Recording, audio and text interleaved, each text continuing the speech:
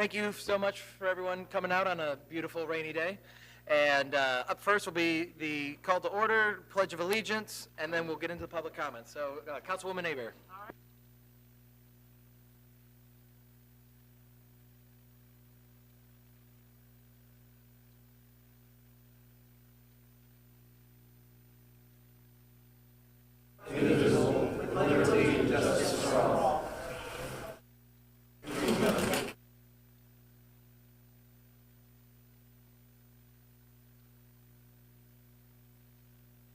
All right. All right, so up first is going to be public comments. Everyone online, I appreciate you being online. By all means, drop some comments, email us. This is a public workshop, and we'll be taking this mobility plan up for a vote in the near future. So everyone's comments and opinions are appreciated and needed. So with everyone in the room, I'm going to start with my left and work right. Anyone from the left side have any public comments to add for the forum tonight? All right, Claude, you're up. It looks like you're up.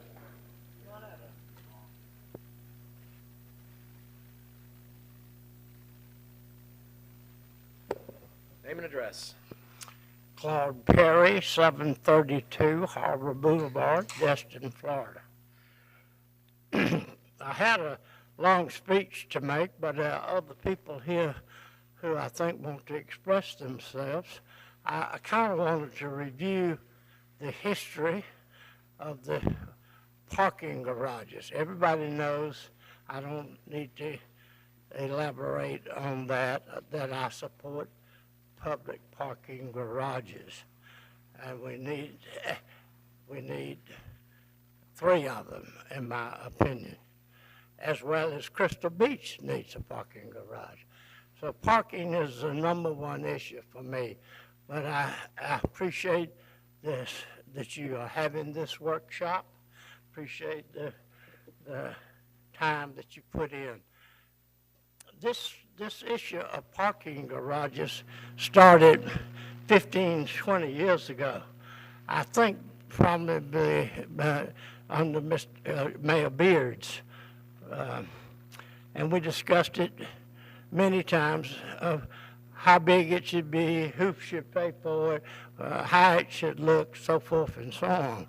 But always the issue was, where are people coming to the harbor to visit the harbor, not necessarily to businesses on the harbor, but to visit the harbor, where they're going to park. And that was always intertwined with the issue of building the boardwalk. So after much talk and under the support of Mayor Craig Barker, he picked back up on the harbor walk and started promoting it and trying to get it done. And eventually that was accomplished with, after many meetings, a lot of Councilman Destin was certainly involved in all that. It was a long process, and we're building for the future. For our town has a fantastic future. It's the most beautiful town in all of America, and I love it dearly, and I want what's best, and I'm sure all of you do. We have enough parking for our customers on the harbor, but we don't have enough parking for the visitors. And now we've gotten into this issue of parking, charging for parking, the city's charging $15 and so forth. I got you. And so I appreciate you having this hearing, this workshop, and if I can answer any questions that you have, I'll be glad to do so. I think other people want to speak. Thank you. Thank you, sir. All right. Anyone else? Middle public comments? Anyone else? All right. Seeing no, I'll close the. Oh, there we go. Oh, there you go. Lockwood Warnett, 10 Country Club Drive East, and I'm here representing as a citizen. I've been a participant in some of the public workshop that was held in August of last year. I saw this plan when it came before the Town Center CRA as a member of that body. You have a priority list that's been presented to you along with projects that cover a wide range of transportation needs, from pedestrian to the cars that we drive every day. I encourage you to adopt the priority list as it's been presented. I think it's taken into consideration what's important. You've had a lot of input. I know you can never get enough public input. But it's hard to get people out. But each committee is made up of the community, and they have given a priority list. So I'd encourage you to listen to what that committee has put together and that information that's been put into this report, and to consider the project. Now I need to switch hats and talk about a project I'd like you to consider removing, and that's NC6, which is the Sun Chase path that's going through the old creek course. As a member of Destin Water, as general manager of Destin Water Users, we have some concern about that road going through there. That land has been purchased by Destin Water Users for future storage and disposal of effluent during wet weather. Today, it would have been put in use. So that road is a conflicting, you have two utilities. One's transportation, one is water and sewer that need to use that area. Water and sewer is pretty important to keep things going in the community, so I'd encourage you to consider removing that from the list. Thank you. All right, thank you so much. All right, last call for public comments. All right, seeing none, I'll close the public comments. Tori, you got anything? Okay. We got a brand new voting and meeting software, so bear with us as we learn on the fly with the workshop. Oh, okay, yeah, it's this guy right there.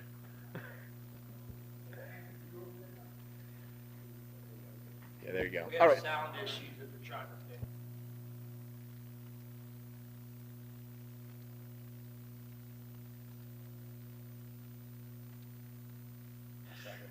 All right, while we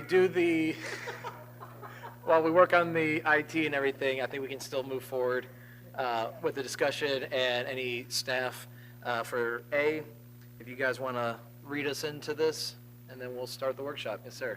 Scott. Good evening, Council Mayor. I would first want to point out, we're just going to kind of bring everybody back to the purpose and reason why we're doing this. So that the intent of the Destin Mobility Plan is to ensure our transportation system meets the city's needs well into the future. The purpose is to help ensure proper maintenance of the transportation network capacity through 2050, identify and address safety issues, increase options for walking and biking, and establish an up-to-date mobility fee that supports implementation of the projects listed in this plan. I also want to point out that if a project is removed from this plan, it doesn't necessarily mean it's a project that's not going to happen in Destin. It just means that developer fees will not be used to do that project. So ideally, from a staff's perspective, we'd like to keep as many projects on the list as possible to have, when we have the money rolling in from development impact fees, we can start picking off what's the most important project to do at that time. So Alan's here from 3TP to answer any specifics, and we're opening up to everybody. All right. Councilman McGough, should I wipe you off, or do you have anything to add? All right, you're still up first if you want to jump in. I'm looking at your mobility plan on NC6. I talked to Curtis Gwynn. On the plan, you have it showing connecting to Country Club Drive East. According to Curtis, it does not connect to Country Club Drive East. Has that been updated here, or does it actually connect? Sorry, I forgot to mention that. There's a graphical error on that. It should be connecting to the Indian Bayou Trail. 3TP is working to update that graphic right now. So it's going to connect to that four-way stop just right out here. Or it's going to become a four-way stop, rather. Right now, it's a three-way. That would be the plan, yes. And all of these projects on here are concept in nature. So once we actually figure out, hey, we have enough money in the pot to build something, then we'll pick out the project and we'll actually get into the details of what it's going to take to get that project done. All right, and just for staff's knowledge, we're not getting the amplification from our speakers over here, so just a little bit louder, just to overcome the IT issue. All right, Councilman King, you got anything on that? All right, good deal. All right, so with that, I think the best way, if we want to address it as either we do the phasing first or we're going to be doing the projects first. So I would say let's go through the projects and we can go through the categories as they're presented in the order. And if there's anything of issue or discussion on each project inside the categories, we can start with one and go through them, because that should probably change the phases. If we change a project that happens to be in the phase, we want to talk about what we've kind of come to an agreement on. This is a workshop, so of course, nothing is going to be voted on, but this is our time to workshop it out. So does anyone have anything in particular as it pertains to, sorry, Johnny. Jump in. Okay. So the total cost of all these projects is 150 million, correct? How did we draw the line to segregate the three priorities list? I'm going to just ask a bunch of general questions first, and then I'll get into some specifics. So I will say that we put all the projects that we think will be needed by 2050 for the city to grow. And then we wanted to break it up into three $50 million segments, and that's what we originally had. Okay, why? Once we, to even it out, so it's the same amount over each span of years. And then once we purchased One Harbor, we bumped the parking garage projects up into phase one and didn't know of the phase one projects what's the most important to bump out, so we just left it there. So that can be a discussion tonight, too, if we want to move projects around. Well, because what my understanding is you're trying to tie this to a mobility fee, right? One of the things you can do with this plan is to tie these projects to a mobility fee. You're not bound to do that by virtue of adopting this plan. It's more like, think of it like an element of your comp plan, which is that future guide to making improvements, but not everything comes into the future and needs to be invested in the future, nor is there any specificity about how these projects get funded. We anticipate the idea of doing a mobility plan, but you're not locked into doing that as a function of adopting this plan, or even having these priorities in this plan. As they're shown. Yeah, the person to your left might disagree a little bit with that because she's trying to crunch the numbers to make sure that we can pay for each of the phases. And so the question I asked the staff a week ago or whenever we met was, why aren't we just using $150 million? Why do we have three phases, okay, other than it just gives us some way to manage and we're not dealing with the total number of projects. We can just take a little, little bites or big bites of but we need $150 million. It doesn't matter if it's 50, 50, 50. It doesn't matter if it's 61.8, 40.2, and 48. We need $150 million, right? We've identified projects. I won't even go so far as to call them needs. I would say that these are a list of projects who've identified that each have their own utility, mobility utility. They come from different sources. They come from an assessment of level of service, gap analysis in the system, like sidewalk gaps. They come from a perspective of analyzing safety concerns. And safety is not something that you can address like a level of service.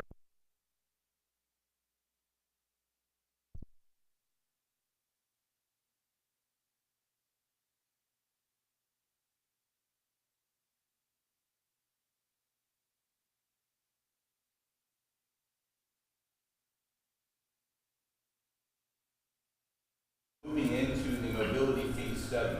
The mobility fee study is required to show projects in a reasonable deployment over time, and so one of the things we want to do is to make sure that there is a reasonable approach to investing in a first, second, and third phase, because the city only has so much capacity to implement any project over time. It also does give a general guide for staff, council, and others to identify projects that are needed early on. Yeah, it but we doesn't- can change the priorities. We can change the priorities next week That if is we wanted correct. to. We could move something from third priority to the first, phase 3 to phase 1. So I'm just saying, why, other than it's easier for y'all, why don't we just say we need $150 million?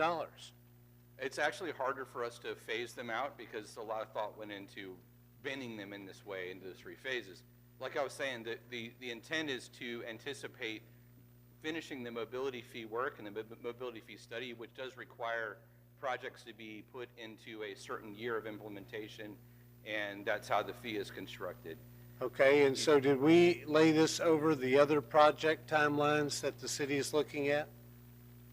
Specifically the undergrounding? We've been sensitive in general. That's either a yes Yeah. or a no. No. I know you've been, Specifically, no. yeah, Specifically, no. okay, and I correct. knew that was the answer. So I don't need 5 minutes of no to get to no. No, we haven't. And so I think what Brian I'm, has something else to say about that, too. That, well, I have a Yeah. bunch of things to say about that, well, but that's fine. it's $150 million over however long it takes us to complete the projects. And it's not like we're working from west to east or east to west or north to south or anything like that. And I understand that you put some thought into it. The question is, how did you said last week there were 10 criteria where you differentiated projects where you said these were a 1, these were a 3, these were a 5, because those were the only scores you gave any of the projects, right? Other than the feedback we got from the public meeting we had where there was actual scoring going on, that had an influence over how things got put into those different phases. Okay, and so do you have those totals? They are in the summary document that was submitted. They were compiled after the meeting that was earlier last year. Okay. And supplied, and all that is recorded and documented, how those votes went down. That was the meeting that, I believe you were at that meeting where we Yeah, had I people was. voting with dots and everything, yes. So but that was a relative, that was just the people there, right? Yes. And how many dots each project got. So in priority 1, you mentioned that you moved the parking lot up after we purchased Harbor 1, right? Okay, so, but when the citizens and the council previously told you their prioritization when we did the survey, where was parking in the survey? We did more than one survey, so there was one that was general where parking was not highly regarded as a topical investment. Other things were more important to people than parking. Right. And then in terms of the dot voting, I'm not sure what the dot voting is. I would need to look at that in the report. Okay, but is it safe to say that parking was near the bottom on both surveys? Not at the bottom, but near the bottom? So based on phase 1, the public input score for the parking garage over by One Harbor came in at the highest score of number 5. And then it was No, that's the score y'all gave them. that's what the public input score was. And then the LPA and the page? Public Works, Public Safety did have that voted as their top priority project. So, and I tried to print off the pages that I wanted to discuss, but as I remember, there were, in y'all's document, parking garages was second or third from the bottom. I'll pull up the page, hang on.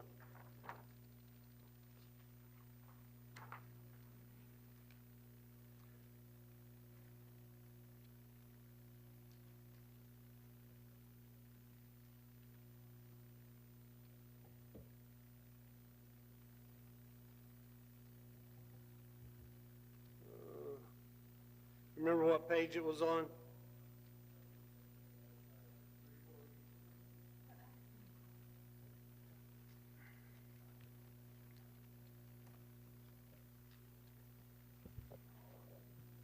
You're in your agenda thing. Oh.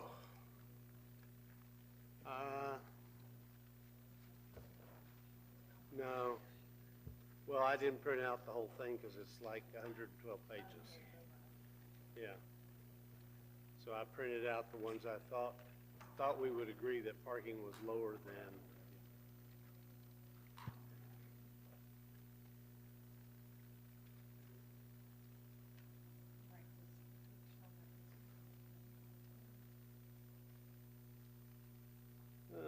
It's the survey results. Yeah, okay. Okay.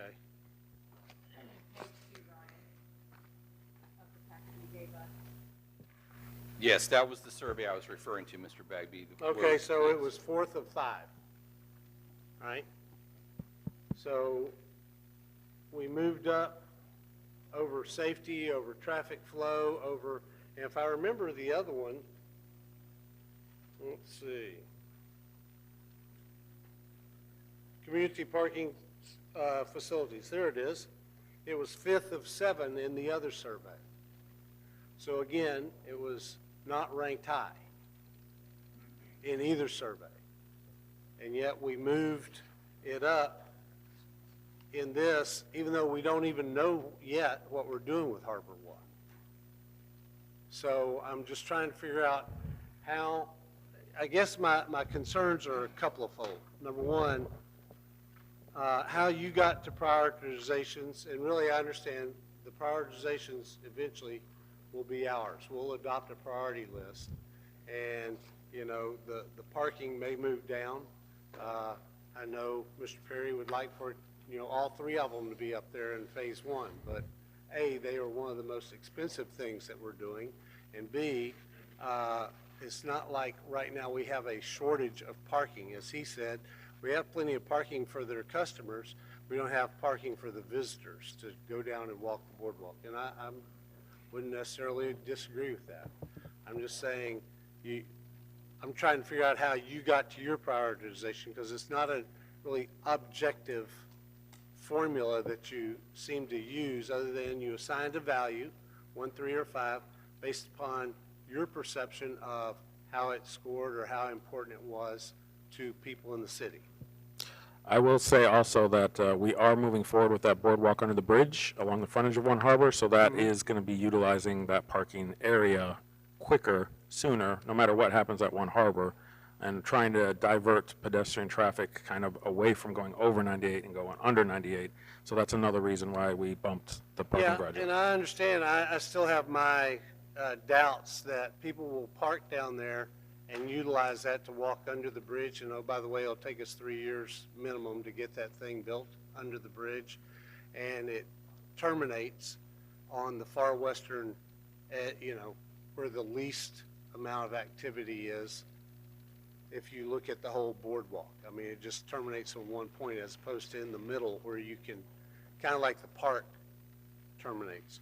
So my next question is, besides the funding and besides the priorities, I agree with the prioritization of that you pulled off of here from the council's objectives, right? When you were by that, you know, city center, all right, where that's going to be, we still haven't figured it out. Public waterfront acquisition, we did that. Underground utilities, Stallman and US 98 pedestrian. Now, I noticed in your recommendation, you discussed the possibility of removing the access along 98 to the Shell station there. Correct? Okay, so I want you to look, just think in your mind, you take the 98 access to that Shell station out. So if I'm on 98, how am I going to access that Shell station? Off of Stallman, right? Okay, and how many cars can queue to get into that Shell station on Stallman there? 1, okay? 1. So they're going to be, that one car is going to be wanting to turn into the Shell station. I think another idea you might consider is actually what I would like to see. You can leave the access off of 98 there, close the access off of Stallman, and in exchange for that, either buy some right-of-way or take some more right-of-way. Are you familiar with the underground tunnel at the eastern end of 30A and 98? I'm familiar with the concept. That's not a project I've worked on personally. Okay. I would like to see, of course, I've always asked for tunnels, and I've never gotten tunnels. I've always hated palm trees, and we still plant palm trees. But I would ask you to consider looking at, because one of the problems, there's a multitude of problems that Mr. Destin knows better than I. There's too many modes trying to use that intersection. You got the people walking across, you got the cars going all which way, you got the parking backed up going into the Emerald Grand there or whatever. But I would look at, there seems to be, because there's parking to the east of the Shell station on their lot. I assume that's all their lot. But if we could take some of that to put an underground tunnel facility for people to move across the street and take them off the surface, take them out of the surface equation, that would be a better idea. But the idea of taking out the 98 access to that Shell station, I will tell you, is just from a flow perspective, from an engineering perspective, doesn't even pass my common sense test. Because you can still, if you leave it on 98, locals, because I used to live down there on Ridgewood Circle, you can still access it. There's an access behind the Shell station, between the community center and the Shell station, that you could drive up there and do that. So you wouldn't have to, you could lose that eastern access along Stallman. So that's one of the projects that I agree with that being one of our top projects. There's a couple of others, but are we going by priority one first? I was thinking that. I was going to give the floor to anyone who is, if we're Okay. talking about parking, if there's any other comments on the parking projects, we could knock out the parking projects in general, since we're kind of floating down that path, and then we can address if any of them are going to be on phase one or not. Yeah, Or okay. strike altogether. All right. Councilman Destin? Thank you, Mayor. And I'm going to go at it a little more general, although it applies to the details also.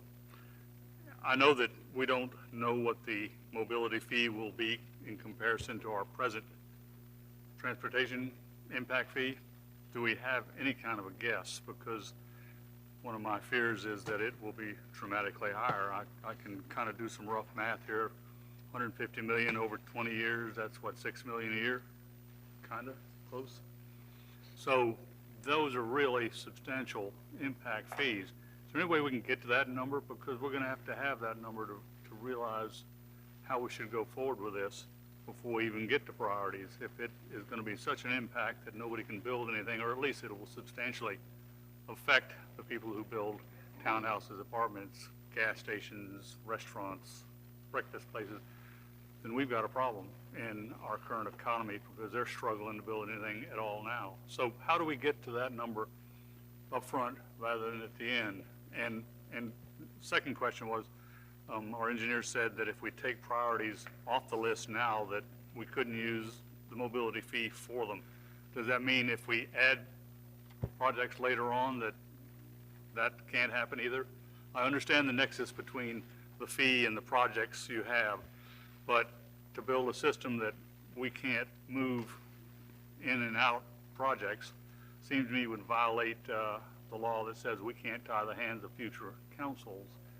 So what is the answer on that? If we take them out, they're never for more ever going to be put back in? Or do we recalculate our impact fee then each time? Mr. Destin, I'll start with the last part of your question first about how it would work. The mobility fee the statutes set it up so that it is based on a plan. Florida statutes are very light on details about how local governments manage impact fees and what the requirements of them are. There's a legacy of court cases that have established a lot of the norms around them and a lot of the expectations that people have. So there's just not a strict playbook for this. And so local governments oftentimes are not quite sure what to do, and sometimes do the wrong thing, and et cetera. So in this case, the strictest interpretation of the statutes of a plan, you would have a plan, and if that project's in a plan, then it's eligible to be funded with your fees, your mobility fees. And if you needed to add a project after you calculated the fee, you could do that. If you wanted to take one off the list, you could do that and say this is no longer a priority. At some point, strictly speaking, you would need to recalculate your impact fees to have them be exactly matching your mobility plan. But the state has not had a habit of having that much scrutiny and management of what people do at the local level. They're just not going to come after you for doing that, to be quite frank with you. A mobility plan is something you should probably do about every 10 years. An impact fee study is something maybe every 5 years. So we're hoping this is a 10-year document that could guide decision-making for a while, and you won't have to make this kind of investment again. But the impact fee can be updated on a fairly regular basis to reflect new priorities or what have you. But once you adopt that impact fee, I don't want to quite say no one's watching, but no one's watching until these sort of things hit the court system, and that's when any sort of reckoning has to come to bear on any practices that you've done. I don't recommend that you take a super conservative view of this and say it's got to be in the plan to fund the fee. It is a best practice to add a project if you're going to fund it with a mobility fee, just to keep up with your plan as a document of your intended capital expenditures. But legally, in terms of the mobility fee in the plan, you do have some wiggle room, I'll call it, in how that all functions. Okay, so if this is a 10-year rather than 20-year, then we're at $12 million a year necessary to implement it. So that gives me the most heartburn now is how in the world, or what will that impact fee be as comparison to what people are paying now? And I understand what you're saying about the challenges. When we first went into the impact fee business, some folks that I think was 98 Palms, and there are some folks in the crowd here that were involved. They challenged our impact fee. We went to court, and the state basically ruled in our favor. So I don't want us to go forward with the thought that we can't add or subtract projects. And we need to know what this impact fee may be, at least in a ballpark, before I'm comfortable voting on any of it. And to round that back to the parking garages are, of course, very expensive projects, and they're in this the high priority at the moment. At the moment, we're not filling our surface lots. I'm not saying we don't need it. We do. Claude's right. We manage our customers, but everybody who wants to wander up and down the Harbor Walk don't have a place to park except in our parking lots. And we were promised when we gave the easements for the parking for the harbor that some parking would be available. We do have some parking. Problem is nobody's using it. So I'm not sure how we get from nobody using our surface lots to they're going to be inclined to use very expensive parking garages. So I'm not sure where that priority needs to be, or maybe we can fix that with more reasonable fees. I noticed during the blessing of the fleet when parking was free, it was full. So there are other ways to skin that cat. And I've got a whole list about the other projects in particular, but I'll turn it over to somebody else at the moment. But we need to know what this impact fee is going to be before we can, in good conscience, adopt it. I do have one point of clarification for you, Mr. Destin, and that is by virtue of adopting this plan, you are not locking yourself into having this plan be fully funded by the mobility fee. There are two separate things. The fee study will be a separate document with a staple on it. It'll have its own list of projects and priorities. It'll have projects listed in actual time and year of expenditure dollars, and it'll be very technical and legalistic, but it'll be adopted separately from the mobility plan. So adopting the mobility plan does not lock you in to paying for all these projects with mobility fees. My expectation is the city would do less than $150 million worth of projects. There's no requirement to do them, but you would have a blend of, let's say, at least a third grant funds from state or federal grants, 30 to 50% with fees, and then possibly some other funds to go in there if you wanted to advance these projects quickly, like other local sources.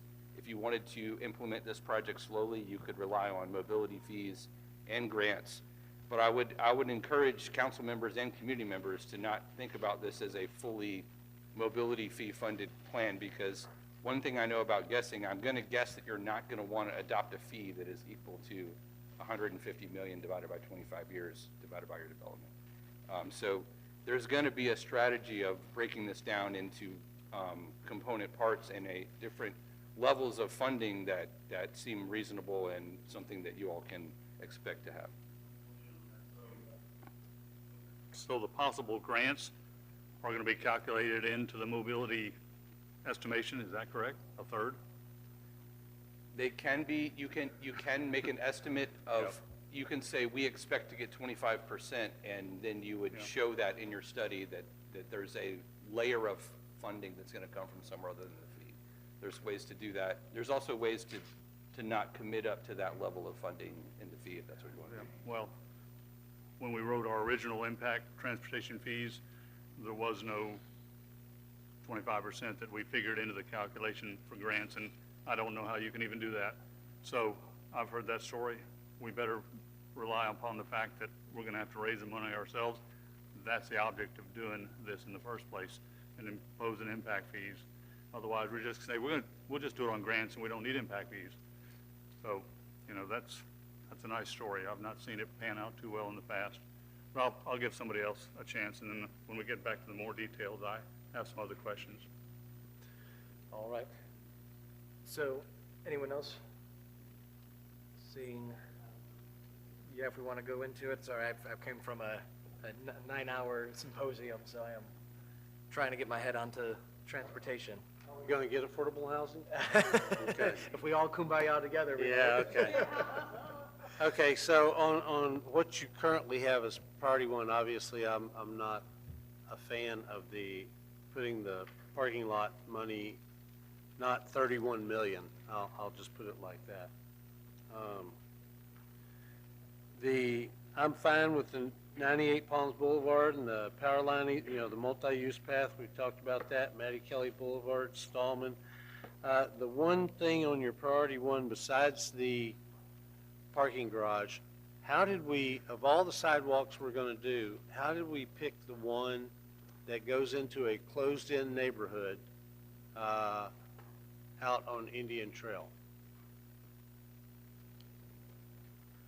I mean, that's not, there's no large-scale traffic going there. I mean, there's traffic there, obviously. There's houses there, but that is probably one of the least used. So how did that get into your priority one list as the sidewalk that is the most necessary in this whole plan? So, I don't know if you remember, we had a citizen come up and talk about the lack of sidewalks in that area of town. She had that discussion with you all right around the time we were trying to figure all this out, so we ended up bumping that up. But again, we can move projects all around on this, so. Yeah, for some reason, I thought she was on the other end of Indian Trail, on the other side of Main Street on Indian Trail. But I guess I have a question about that one, because there's a lot of sidewalks in here where there's a lot more people, that are closer to a school or closer to other, where they actually might get used by more people, more utilitarian use of sidewalk money. So I'm just trying to figure out, we had one person speak that she wanted a sidewalk up there, and so that's how we elevated that sidewalk number 9 to priority 1. Okay.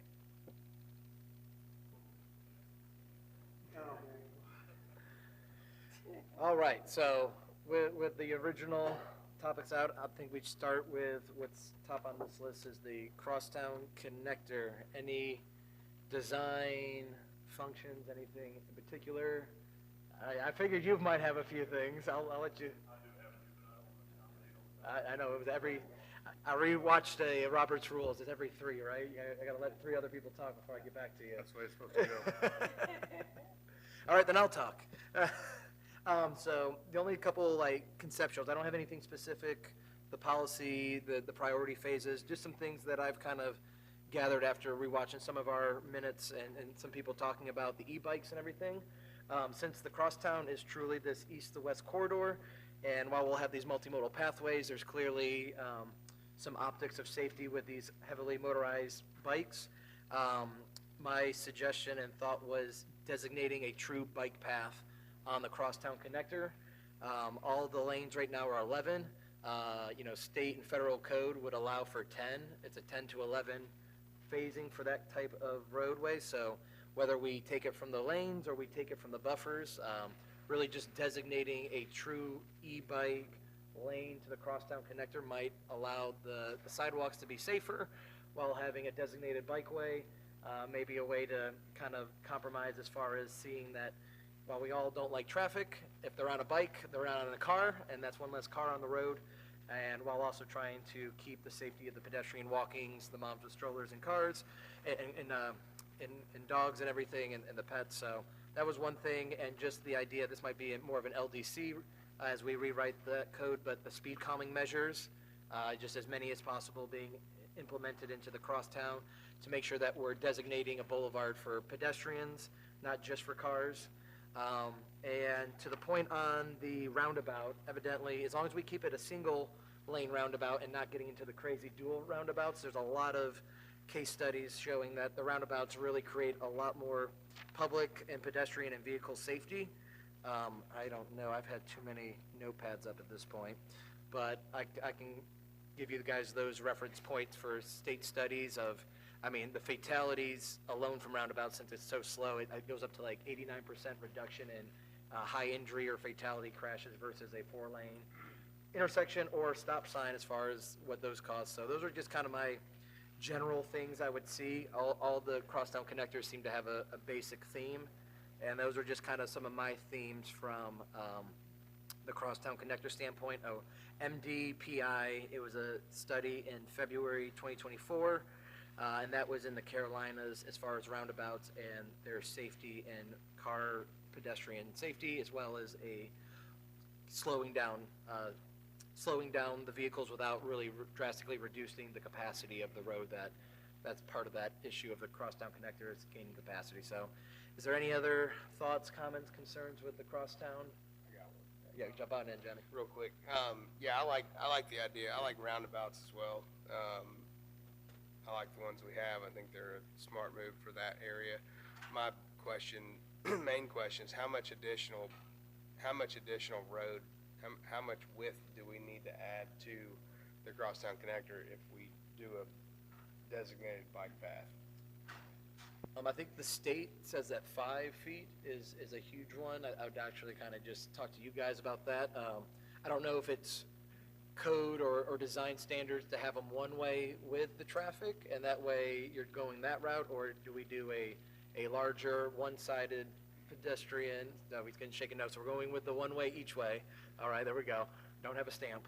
And So we need an additional 10 feet, is that right? So we'd be taking that away from green space. so correct? I think we could get away with 3. I think the 5 was if they were both on, acting as a 2-lane as a 5, but Ryan, do you have any thoughts on the width? I believe DOT now recommends 5-foot wide bike lanes. Is that one way? One way, and I think in the past that was 4. So right now around town, I think most of ours are 4. Okay, And DOT now recommends 5. okay. Yeah, 'cause I think Crosstown Connector on 7 already has it for 5, and just expanding that out to the whole network, and heck, that might even be having those billiards up, or just to paint it green as we evolve into a little bit more of a biking and other alternative modes of transportation. Maybe this first spine of the network be a little bit more safety oriented to kind of allow the vehicles an idea of, hey, we're kind of becoming more pedestrian and bike centric. And so anything we can do on that end to keep the pedestrian safety up as a visual deterrent or blockade from the car traffic. If I can ask a question, on the cross-section, I get that, where there's 100-foot right-of-way. Yeah. Okay, but on the 60-foot right-of-ways that are on Stallman, that are still considered in this CC1, CC2, if you do that 5 feet, you just took out the 6-foot buffer. I mean, because you got sidewalks, 2 8-foot sidewalks on each side, at least by one future drawing, and then you've got, 2 11-foot travel lanes and an 11-foot turn lane. And so I'm just trying to figure out where the 5-foot bike lane, where you really need the bikes, which is going up to the harbor, Yeah, and while we have the pathways at 10, I think maybe the other option where we have a little bit more constraint in the right-of-way, if we can bump them up to 12, I know, and I've been yelling and screaming Sun Trail for many projects, so without getting into the details or the minutia of it, we need 12-foot for it to be a Sun Trail.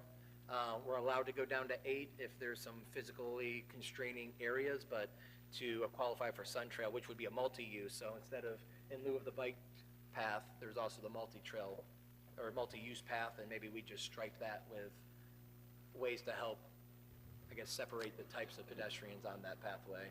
So the beautiful part about this is all concept in nature right now. So I'm looking at CC-1 right now, and there's opportunity to get your 2 5-foots in there. Of course, like Mr. Bagley said, you'd lose the 6-foot buffer, but then both sides would look uniform, because if you notice, the other side does not have any buffer and the sidewalk's right up against the raised curb. So going to 3 10-foot lanes, get rid of the buffer, that's 9 foot right there. And then we're talking about whether or not to shrink a sidewalk by a half a foot on each side. I mean, there's ways to do this. The idea of this whole crosstown connector is to have a uniform look from beginning to end. So it's just, what do we want that look to be? And so these can all be tweaked to meet whatever look the council desires. And then the only little note I had, and I think Dustin Water Users is already on it, but the reclaimed water lines, if they can, to your point of efficiency and getting as many projects lined up, so when we dig it up once, we dig it up once. I think that'd just be the cheapest route as far as creating the aesthetically pleasing landscape that we need, is to go off DWU's, 33 cents for 1,000 gallons of reclaimed water lines to irrigate it all. So that was just my last little bullet point of thoughts on putting things together, is to work with them on the reclaimed water line going through this kind of spine of the city. Councilman Destin, I think you're up. There's your 3. Thanks. I noticed that the improvements for the crosstown were 11 million or something, that the number was in there. And I was wondering if that's in addition to the 13 million it costs to construct it. So are those separate charges? I mean, we have the construction costs that we've still not figured out how to pay, but it's 11 million or whatever was quoted in here. Is that in addition to that? Oh, which one are you looking at that says 11? Crosstown, it was particularly about through the old campground, I think. I'll have to dig through here. So CC4, which is what you're talking about, is in here in their plan at $9,632,529. But that is the same money that we We're bought currently the land with the right-of-way with, and that we're constructing with, right? CC4 is that 9.6 is what the cost estimate came back at to build the Right. current design. Okay, so it's not twice. well, The other it sec- is, because we've already paid for it, but it's captured here also, right? It's captured here in the event you're able to use dollars you impact collect. money for and that. It's an eligible project at this Yes. point. Okay. The other segments do have funds associated with them, and those are to get them from current condition to what you see in the future segments that are depicted I there. just wanted to make sure we weren't doing it twice. Yeah, the other segments aren't paid for, but this one is almost paid for, so. And the improvements on the other sections are how much? I saw there were improvements on the section from airport to that part, and then on the other side, how much are they? I can just rattle them off real quick. We got Yep. Yeah, Legion's 1-1. And then airport is 4-1. $4,142,000. So we're at 5 million something, and Azalea, there's gonna be improvements in Azalea too. Yeah, that's, And on Stallman. Right, so all of those together are still gonna come up to pretty close to 10 million in addition to the 13 million to build across town. But we also have county's help with the surtax, and, you know, there's partnerships in there. And I know where you're coming from, so I'm absolutely aware of the skepticism on that side, but Yep. this isn't a sole source funding project. Yeah, so, I mean, I want to, yeah, I like the precautionary side, but I also don't want to put us in a nervous wreck where we don't do anything No, because and we're the only ones. I intend to do something, I just don't intend to do something that the city of Destin and the citizens can't afford. Oh, for sure. Yeah. And so, when I was looking at the section of the crosstown through the old campground, I noticed the right-of-way was 100 feet. And didn't we vote, about a year and a half ago, that the right-of-way was gonna be a certain size, and everything outside of that size, we designated as a linear park? That is correct, and we are working on replating that right now to be a right-of-way at the back of curb. Okay, and so what did we vote that the right-of-way, the width would be on that vote? Because I don't really recall, but I didn't remember it being 100 feet. It's definitely not 100 feet, it's at the back of curb, I don't know exactly what that number is. I guess. If you give me a minute, I can pull up the plans and look. Okay. The point being made that since that vote, the area outside of that right-of-way was designated as a linear park. So, under our current charter amendments, to change that would take a vote of the public, most likely. So, I'm in favor of the mayor's bike paths. I like to see them anywhere we can, get them away from the traveling road so they won't get splattered. So we need to figure out how to put them in there without expanding that right-of-way, because that's gonna probably be very difficult. And for the sake of creativity, I get, most people get afraid when they're on the sidewalks, but a sidewalk's 4 to 8 feet. I mean, if we're talking about a 12-foot, if we don't have the right-of-way, we can always assign a 4-foot out of the 12-foot as a There's a way striped to do it. lane. And, yeah, there's always gonna be a creative way that creates safety and designates paths, whether it's next to the road or on the sidewalk. I think the bike lane should always have a designation to keep people in their lane, for lack of a better And I word. would love, Yeah, the motorized, because I know that's a issue that we can't really solve between the enforcement, state policies. We can always create more policy at the local level, but that just causes more enforcement and.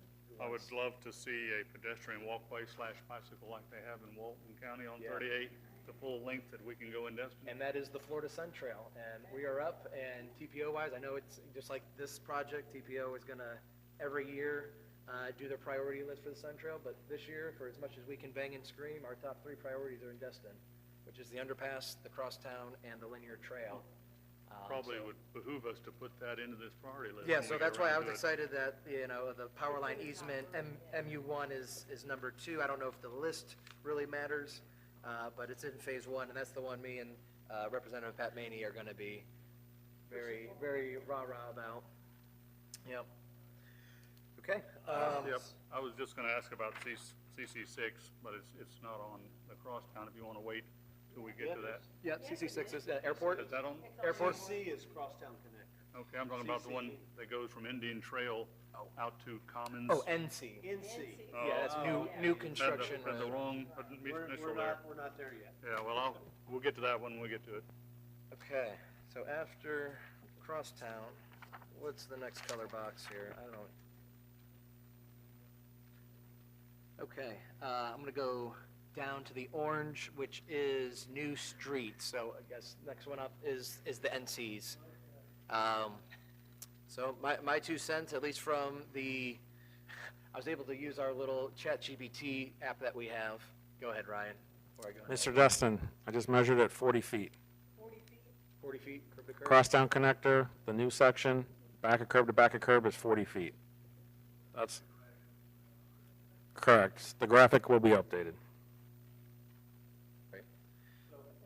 Yep, So the 100 was measured, included the bike paths, the sidewalks, whatever the heck you want to call them, and the 2 buffer areas, right? Because that's on your diagram. Yeah, originally, all the property purchased for it was considered right-of-way. Yeah. So here, Here's where they got 100 feet. Thanks for the update. And then I guess before we move on from Crosstown, is there any That's the- shifting of the Crosstown as far as, we have the, what we've been calling the Crosstown connector of CC4, Azalea to Legion extension? Is there any other priorities, the Crosstown moving up or down on the phases before we shift to the new roads? Are we good with how they've prioritized the Crosstown phasings?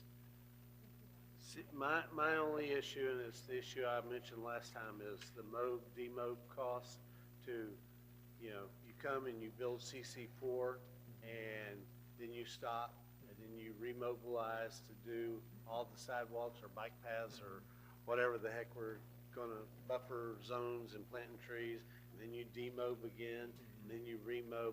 I would rather get the Crosstown connector done, and then, I would move all those up, but the key to me is not CC4, which I think we're way down the pike on. Yeah. But it's that CC1, where it's that intersection improvement there at Stallman and 98, because we need to figure that out. That, we can have the most beautiful 2-lane, 4-lane, 18-lane bike paths and the whole shebang, and if we can't get people back onto 98 or off of 98 onto the Crosstown connector, it's not really gonna matter. Yeah.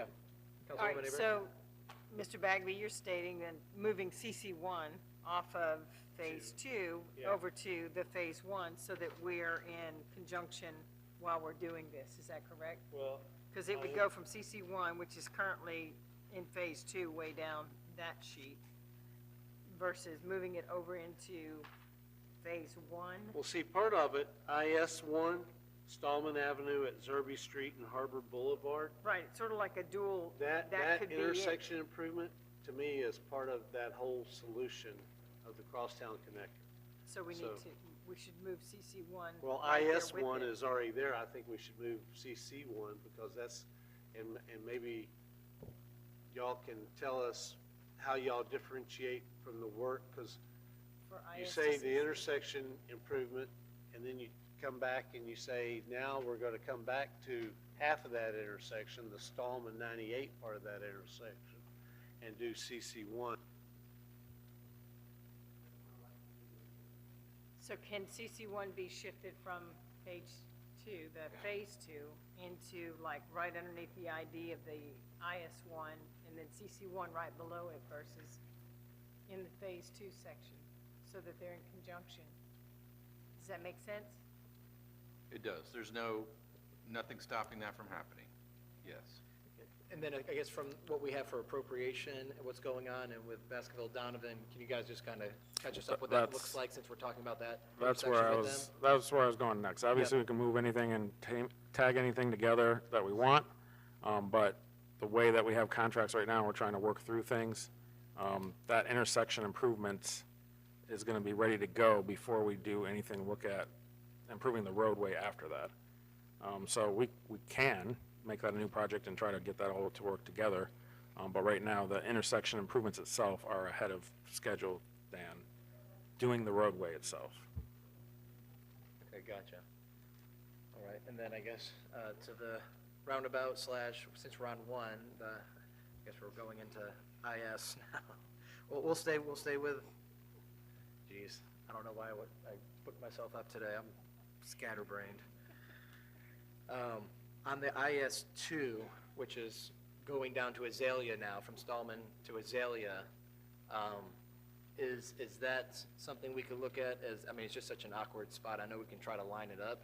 Is that something that would better fit as a roundabout? Have you guys thought of doing a roundabout at IS2, Stallman and Azalea? Since we're trying to keep flowing low but fluid, and that's just such an awkward intersection. Or what was your plans on aligning the stop line, or the stop signs? I'm trying to get to that. Yeah, it's tight. I did look at that one for a small roundabout, and you probably end up having to purchase some property for that, a limited amount, if that's what you wanted to do there. That's a engineering solution, but, you know, you have those two options. Gotcha. And it is a funny intersection, so I think the safety benefits of doing the roundabout versus having a stop condition to control traffic should be analyzed heavily in doing that, not to mention the right-of-way implications of needing to buy the additional property, but it would be a limited amount of property in my estimation. Would it typically, I'm sorry, I'm going to just call it the church property, but I guess the southeast corner, is that the chunk that gets it tight, or from an That's engine? my recollection, what you're Okay. describing, yes. Yeah, Mhm. okay. And I will say too, once, at the next meeting, we're bringing the Baskerville Donovan combined contract to get them going on the PD&E study and everything. As part of their look at how to fix the Stallman intersection, we're gonna be looking at that part of the crosstown connector and how it's all coming together. So, some more light might come about once we start digging into that. Mayor, Please. just for clarification and with all due respect, I disagree with your analysis of the roundabouts. The four-way stop there, somehow they managed to get through the four-way stop up to 40 miles an hour before they get to the stop sign at Stallman. Roundabouts are perfect for moving traffic through. Four-way stops slow it down. And the studies you're talking about, I don't think compare four-way stops on a two-lane to the roundabout to see which is safer, but if they do, I'd love to read them. But more roundabouts, in my opinion, is not the way to calm the traffic down, it's the way to flow it through, which is what they do. I don't know if you recall, but we had proposed, or the city had proposed, putting a roundabout at the intersection of Main Street and Airport. Can you imagine what we would have now? And The double roundabouts have no safety features. Yes, If you well, got the two-lane and- roundabouts, those are confusing. And yeah. the problem is, I mean, the single ones compared to a four-way stop facilitate traffic through. If that's our plan to facilitate traffic through the neighborhood, then that's a good idea. If we want to slow it down, because we're having a problem with speed everywhere. And I think, and I'll go back to all my stuff. I think some of them were traffic controlled lights to roundabout, and I think that's where a lot of the safety features are from people running the red light. And there's high impact, high collision where, yeah, no, for sure. No, I would say the main measurement with the roundabouts is the tighter the circle, the slower they have to go. So if there's space constriction, that might serve the purpose, but to your point, stopping versus slow, yeah. Yeah, absolutely, okay. All right, so going back to the new construction NC projects, which is the orange column in the list, and they're all over the place on the phasing. Online, the biggest contenders of no, and call them NIMBY, call them whatever you want, the NC1 and NC2, which are connectors into residential areas. Those were the kind of at least from the feedback I got, there was 32. I got to use our ChatGPT and got to copy and paste all the comments from my page a year ago on this and cross-referenced it with our voter data, and out popped only the residents that commented out of it. And some of the NC ones were clearly people who live at the cul-de-sacs and inside these dead-end areas, and they just were fearful of losing the character of the neighborhood. And the benefits were reduction in travel times and connectivity of the vehicles. And the counter-argument from our citizens were, this is where I let my kids go play in the cul-de-sac and ride their bikes around the circle without having to worry about too much outside noise of traffic and car congestion. So those were just the two that I guess I feel as trying to represent our constituents against. I get it, to your guys' point, that if it's on here, doesn't mean that we have to put them on there, but the benefits that were provided versus the arguments of the locals, I think just get outweighed significantly. So in the spirit of compromise, I would just love to see the color change from an orange to maybe a blue for the multi-pathway, or maybe just a sidewalk. I think that increases the pedestrian time of travel without increasing the need of creating a car-centric neighborhood versus losing the pedestrian created neighborhood. So that was just my recommendation for NC 1 and 2, is to just change the color to bike and pathway or multimodal, whatever you guys feel is best, but not to get rid of the project, but to reprioritize it as a pedestrian connectivity and not car connectivity. So that was what I got online. Councilman Guile? I do want to talk about the NCs, but I'm about NC 6 once you're done with 1 and 2. Okay, I had a conversation with Curtis Quinn, the developer. He said that's going to be a private road that does not connect to Indian Trail. If it's a private road, why are we funding it? I'd just like clarification on that. NC3 or 6? The long one?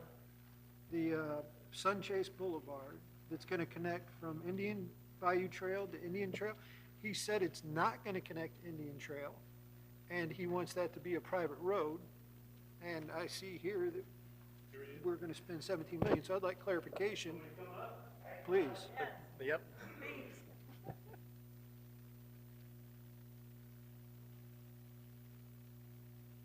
Curtis Gwynn for Wiki Wachi Circle in Indian Bayou subdivision. This all started with a mistake made on the ending point of NC6.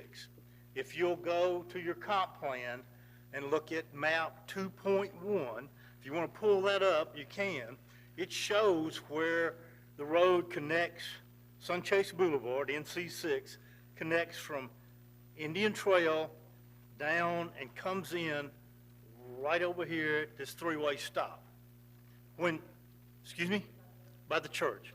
We're going to build, when we develop the Indian Bayou West subdivision, we're going to connect from that intersection in to Commons Drive. It's already designated as called Old Creek Trail. It'll be 88-foot wide right-of-way, 10-foot wide sidewalks. It'll be lit, and we're going to dedicate it to the public. So the city will own that section of road through there, okay? So this all caught my eye when I was doing like a good citizen. I always check the agenda. I look through everything to make sure I don't see anything that I think might be a problem. And I noticed that they had the road shown on this plan connecting into Country Club Drive East, which is right in front of the clubhouse, right down the road from Mr. Giles' house, and I come in and out of there every day. It originally was shown to come in. It's entirely different road from the road that I'm putting in with my subdivision. Has nothing to do with my subdivision, okay? And the roads that we are planning to build in the subdivision are private. So the city doesn't have to pay a nickel for them. So that's the confusion. The termination point is wrong on that map for NC6. We just need to bring it south. It just comes right down into the little corner right there at the green. Yep. If you look, if somebody would pull up the comp plan, pull up map 2.1 in your existing transportation section in your comp plan. It'll show you exactly where that road's supposed to be. And it's been planned that way for what, 15 years? Yeah. Yeah, and to be So, clear, you're not, There was just a confusion there. It never was planning on going through my subdivision. and for clarification, you're not planning to connect it to Indian Trail, is that correct? Which road? The NC subdivision road? No. Right. I don't own that property. It goes through subdivisions back in Right. there, through people's houses, through wetlands. It never has been a plan to connect the Indian Bayou West subdivision back over there to Indian Trail. You can't get from point A to point B. Yeah. So nobody's pulling up the comp plan. But anyway, I'll be glad to, if you pull that comp plan map up and throw it up there, you can very easily see where I'm sure it was just an error made when y'all were putting the maps together, right? Everybody's shaking their head over there, nobody's saying anything, okay? And that's why I sent the email to begin with. I went back, talked to Ryan, he said, yeah, we'll get that all straightened out. And I think I sent y'all all an email to follow that up. I said, I got no problem with it. So you're Now- good with the road, we just need to correct it to I'm the good comp with the plan. road as it's planned on the comp, in Yeah. the existing comp plan. All right. Yeah, Thank you, sir. thank you.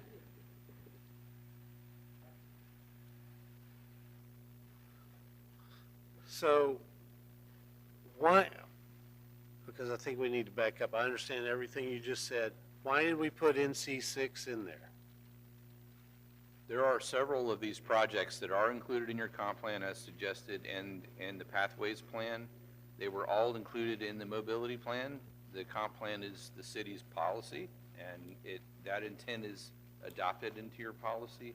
And so the mobility plan reflects that facility for that reason. It has been around a while, and we talked about it quite a bit. Yeah, a city is capable of putting in connections and roadways that express a development intent of infrastructure that can be negotiated with developers around mutual implementation or developer implementation. State of Florida requires you to do that in a very measured and careful way, and when you're talking about fees and such, then any sort of mutual implementation would require discounting fees or giving fees back to account for any public benefit facilities. But the comp plan expresses the general intent to have a facility. And Can we it get is- the, can we stop real quick? Yeah. Can we get our camera crew to put that screen out on YouTube instead Sure. of people? No, he's not. Yes. I've got YouTube open We're- right here. Yeah. Thank you.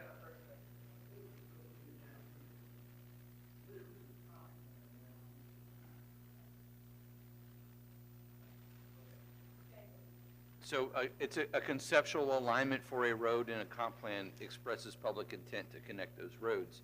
If you want to negotiate with anybody around the implementation of this plan, whether it's this gentleman or any other developer in the future, you can do that. You just got to step with caution about how those agreements are reached, and just in your normal development approval process would govern that. Okay, so the way it is, we all agree that the way it is in this report is not correct. The way it is in the comp plan is the way it's It is supposed an to. error, and the map will be fixed in Right. the mobility plan. So, is that on land that Mr. Gwynn owns, or land that DWU owns, or the road as it is in our comp plan?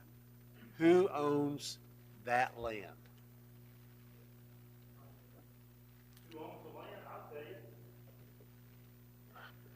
Well, I got two of you telling, yeah. Curtis Gwynn again. I talked about this when I got the subdivision approved, development order, and the whole 9 yards. At this point, Destin Water Users owns quite a bit of that property. Okay. Probably 1,800 linear feet, maybe a little bit longer of that property. Okay. Then the rest of the property is owned by the Board of County Commissioners, and it is the airport property. Yeah, okay, Okay? So that's, Okay, that's, that's all right. those are the two landowners yeah, that have it. okay. So, and, thank you, I got that. That's, you, as long as it's not your land, I don't need you up there. Because and I understand the intent of this road. No, I'm talking to those guys. Mr. Gwynn, thank you, but, so, because one of the complaints people have always had on Indian Trail North is that Main Street is their sole, it's kind of like the people over in Walton County that live north of Sandestin. They got one road in and one road out. And if there's a flood, or if the bridge goes down, or, there's an accident, they can't get in or they can't get out. And so, looking for an alternative way, and, I'll go back to the park that I wanted that goes down to the bayou that Mr. Lee owns, that I said I would make the motion to name the park after him. There used to be, and we may still have an easement, I don't know, you probably know, but there's a strip of land that goes to the far western tip of Indian Bayou, that we would only have to buy out one house really in Indian Bayou to connect all those properties in Indian Trail North, to give them a different way out. But that's probably not going to happen. But I just want to know, and now we'll have to discuss with DWU and the Board of County Commissioners, if we could actually do that. The question I have is, why is most of these, I think almost all of these, except for maybe the easement property projects, easement-related, FPL easement-related, we actually have some control over, right? Would that be a fair statement? I believe so. Okay. So why do we put in here a project that we don't have any control? We don't even have an easement from the county or from DWU or whatever. I got that it's in our comp plan and that's our wish list. And in a perfect world, we'd like to do some things, but we're doing work on land we don't own. That'd be like 30 years ago, us doing work on the Crosstown Connector when we didn't own the old trailer parcel. You know what I mean? So, yeah, We did, 20 years ago. I'm not the planner, but I'll try to put on that hat and answer this. So if we have it in the plan, Crosstown Connector is a good example. We don't own that property. It's just a concept like this is, a concept. And then over the years, especially Linear Park too, that we're under design right now, over the years, as new development happens, then they were required to give us the easements to help create that pathway for redevelopment. So this is a concept, and then over the years, you work towards getting to the solution, or the finish line of that concept. All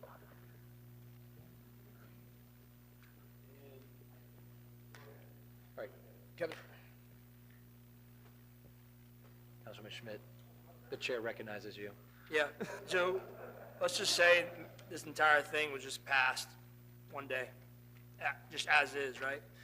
If you decided to build NC3, it's got to come to council, and that project would have to be brought to us to actually happen, or NC6, NC3, I mean, right? We approved Correct. this Yeah, entire yeah. thing. No, yeah, everything's got to come back through Okay. council, yes.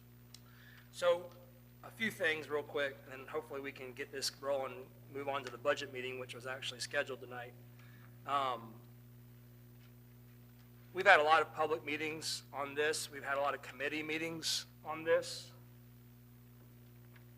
You know, I personally don't take these surveys from 3 years ago with 180 people and put all this emphasis into it. Parking garages, for example, will appease a few things on this survey. It appeases safety, it appeases public parking, it appeases traffic flow. So I think we need a parking garage. Mobile, Pensacola, Montgomery parking garages aren't full every single day. That doesn't mean they don't need them, right? I mean, just because our lots aren't full every day doesn't mean we don't need them. There's many days that we need more parking than those lots hold. So I think the additional things we can do with the parking garage will also be a benefit. But, you know, me personally, I'm not going to sit here and go through all these line items when we have professional people, engineers, and people that have degrees that I can't even spell probably, and our public committees and our public meetings that we've had have gone through this entire thing. So I think this is a very good list. I think there's amazing things on here. Is NC3 something I want to take off the list tonight? Not really. We'll deal with that, I think, later on whenever we have the public here in that neighborhood. But I think this is a very good list. I think to help the future of Destin for the next 20 years, this is the mobility planning that we need, that we've been missing out in the past 30 years with, that we are having issues that we are having today because of the planning that we lacked over the past 20, 30 years. So I think this is amazing. And I think we'll deal with some of these small things and bigger things as they come to us when it's time, in my opinion. But I thank the staff and everybody, the public, and the committees that put all their time and effort into this. And, you know, I'd like to try to get the ball rolling on this meeting, Mr. Mayor, to get to the budget workshop sooner than later if we can. All right, we'll wrap it up. Councilwoman Aber. Ditto what Kevin just said. I think we've beat this horse, and I know that we have committees and we have staff, and I think as these things come to fruition, we're here to vote. We've discussed this, and we could be here all night if we wanted to nickel and dime it. So I say it's time to call it good and move to the budget meeting. Good deal. Anyone else for the good of the Just, order? just a comment. Yep. The NC 6 is $17 million. I think that we will be making motions on adding or leaving. In my opinion, that one needs to go out. It's not just a matter that we don't have the right-of-ways. We used to have an easement that would connect the Indian Trail through the development out to Commons. We got so much opposition from the people on Indian Bayou Country Club and Indian Trail who didn't want that traffic going up and down in front of them that I'm pretty sure that easement went away. And so that means it's just not a matter of easement. People don't want that traffic going through their neighborhoods, because just as soon as that crosstown backs up like it always does on Common, with the little laughs we all have, guess where everybody's gonna go? Out through those neighborhoods who don't want it there. So, you know, I'll be clear, I'm gonna make a motion to take that one out, and we'll vote. And in my opinion, this whole mobility plan is a good idea, but it's way too much. And when we can actually get our hands around what this mobility fee will be as opposed to what we have now for an impact fee, I think we're going to be a little shocked at the amount of money that it will have to be taken out of the people who build things and do things in Destin. I'm looking forward to finding out what that is, because if it's low, then I'm all for it. But if it's substantially, dramatically higher, it's not something we need to do right now. Chris, I got a question for you. For the mobility fee, can that also go to expenditures of staff in the building department, or does it has to go to the mobility project list? It has to go to the project list. It has to be capacity projects that have independent transportation utility. Okay. You can also use the money to pay debt service, deal with the administrative cost of managing the fee, so you can reasonably take a little bit out of it to pay for costs, and you can pay for updating the fee. Okay, so could you allow for additional staffing to allow a faster permitting or anything of that? It's got to be mobility. It's Okay. not for operational expenses, Okay. which is what staffing is. Gotcha. All right, thank you. Just let me clarify one point, and it also can't go toward repaving existing streets? It's not for maintenance or operations, that's correct. I'm sorry. You're correct. It's not for operations, it's not for maintenance, it's not for renewal. Yep. It's only for growth necessitated capital improvements. Right. Of course, I would like to make the argument that if you don't resurface your roads, capacity goes down because you don't have them anymore, but that's one to be made yet. All right, go ahead. So, yeah, we're not voting on anything tonight, but a couple of the issues that I have, parking garage in the first phase, and we just have different opinions. You know, I think they're important, I think parking is important, but parking garages at probably over 20,000 per space are not, are they up to 70 now? I know that 10 years ago they were 20,000, so. And parking out in Crystal Beach, in the FPL easement, I thought that was, we were gonna do the extend the multimodal path out there. So I'm not sure why we were putting parking in that one. And yeah, there'll be NC6, I think is probably a non-starter. So I think when we do get to where we vote on this, because we're gonna vote on, you know, people make motions, pull something out or move something in the priority, and where the rubber meets the road, I think we're getting a sense. And before we close the meeting, you know, there's some folks that have been sitting here that might have not some additional thoughts. I think we ought to give them that opportunity. Thank you. Absolutely.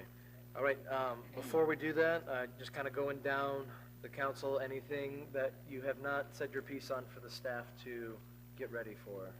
All right, now, Councilman Gall, you good? Everyone good? Last final words?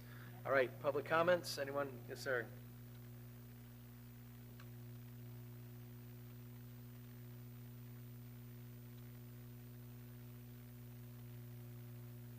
Captain Gary Jarvis, 804 Bar Street, Destin. Pretty robust conversation. And I guess when you're working on a document that has phases and needs priorities, visionary ideas, assumption of cost, it actually costs money. And it's all to help establish fees and is a picture of a 26-year plan. It's really easy to get in the weeds. And I saw a little of that tonight. You know, the weeds of personal specifics or preferences, the lack of the ability to execute the entire plan tomorrow. I thought Mr. Smith said it really well, that this is up to 2050. None of us probably, well, I'm not going to say that. Some of us probably won't be here 26 years from now. But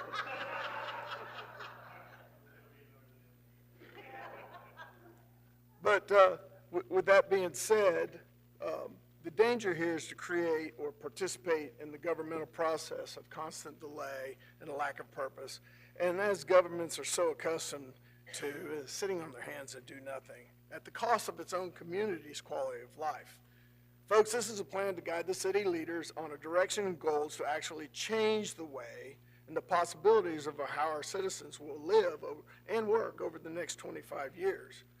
To have new opportunities to make a living and just make this a place where people actually want to stay here instead of driving through going east or west.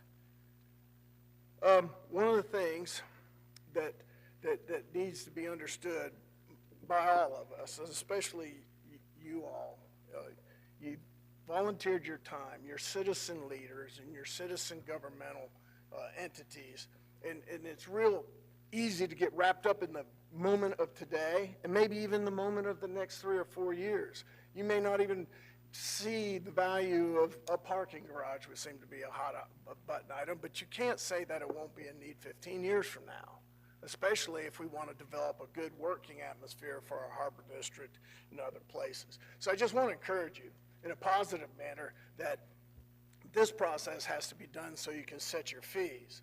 And I sent out emails to everybody this afternoon. It would have been sooner, but we lost power for 3 hours. But I sent out emails encouraging everyone to understand that this is the beginning of the process. And one of the pet peeves of all our locals over the last 25 to 30 years is we had unfettered, unregulated, and uncompensated developments in our city limits for 3 years, for 3 decades.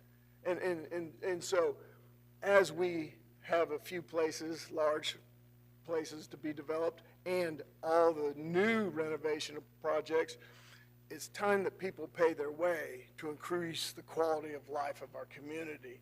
And the entities that do these developments, they compensate those fees and that burden on them and still make profit. And if it's not profitable, then someone else may not do that, and it may be a project we didn't want in the first place. So I just want to encourage you to really keep an open mind. The fee discussion would probably be way more in-depth and adversarial than this one was today. But I just take a big vision, take a big picture approach, and for some of us guys with gray hair, we're not going to be here anyway. So lay that groundwork, let all the future councils have that avenue and that tool to be able to make this a better place to live. Thank you. Thank you, Captain. All right, anyone else from the public? Oh, yes, sir. Dallas? No. Oh.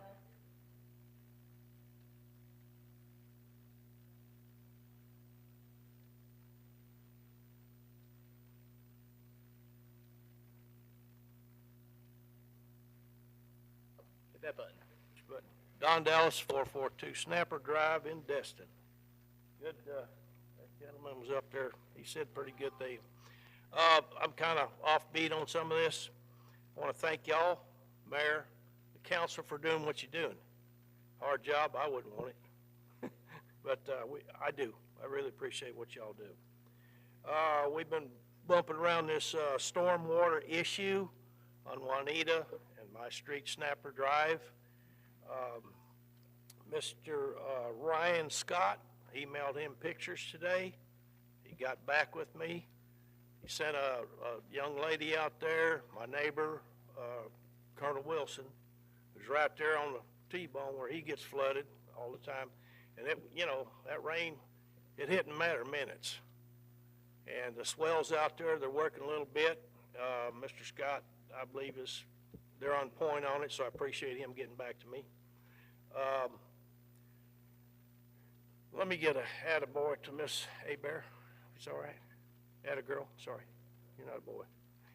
A couple of years ago, I'm trying to be positive here. My last part's not negative, but you'll find out. But anyway, about 2 years ago, that bump rail down there at Joe's Bayou, I tried for 2 months to get somebody out there to fix it. It took about 4 screws or whatever, you know, the bump rail. If your boat hits it, you got screws hanging out of bolts. Tear up a fiberglass boat in a heartbeat. Did mine. I tried for 2 and I got nothing. A buddy of mine said, you need to call Teresa. I said, who's Teresa? Well, she's a city council member. I emailed her on a Friday or Saturday. Sunday, this lady went out and looked at it because it was one piece was up there, the rest of it hanging in the water. I went by there Monday morning, 8 o'clock. They're out there fixing it. That a girl. Anyway, I want you to know that. I'm not going to gripe about everything. Not everything. Let's see here. Okay, everybody's talking about sidewalks. Thanks, Lisa.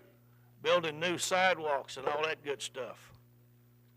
Why don't you fix our sidewalks that have been there forever? We've been there almost 6 years. You know, we got handicapped people, wheelchairs coming down there. We got ladies with babies in the walkers. I believe 4 years ago, to my knowledge, I could be wrong. I've been wrong before. They went around there and looked at sidewalks and wrote them up, blah, blah, blah, and I don't know if they've done anything about it. I know a lot of them that I've seen, they're still broke. They're like this. So, you know, I'd like to see that happen. Instead of building new ones right now, let's fix our old ones, okay? Thanks to Ray over here. I did not know, well, I knew because I was at last city council meeting last week about this meeting. I've talked to more people this week in stores, my neighbors walking by with their dogs and their kids and all that. Nobody knew about this meeting. I think we need to get it out better. I called a nice lady over here at City Hall Wednesday. She said it'll be out Thursday of this week. And then I got a hold of Ray and he clarified it for me. So he gave me some information, not knocking nobody, just telling you what happened to me and everybody else I've talked to. So that's the deal there. Let's see. And the last thing is, I would like to see, and I'm sure a lot of people in Destin, that we want y'all, and I know y'all trying your best, we want you to take care of the citizens first. Tourists and all that other stuff second. Okay, that's my 2 cents, and I've heard a lot of people about it. So, you know, we're planting trees and flowers and doing all this good stuff. It's beautiful, makes Destin look beautiful. But building more apartments, buying land. But, you know, we want y'all to take care of us because we live here. This is our home. I'm too old to move. I don't want to move unless y'all want to help me move. No, I'm just kidding. Anyway, that's all I got to say. God bless y'all, and thank you for hearing me out. Thank you. All right, anyone else from the public comments? Yes, sir.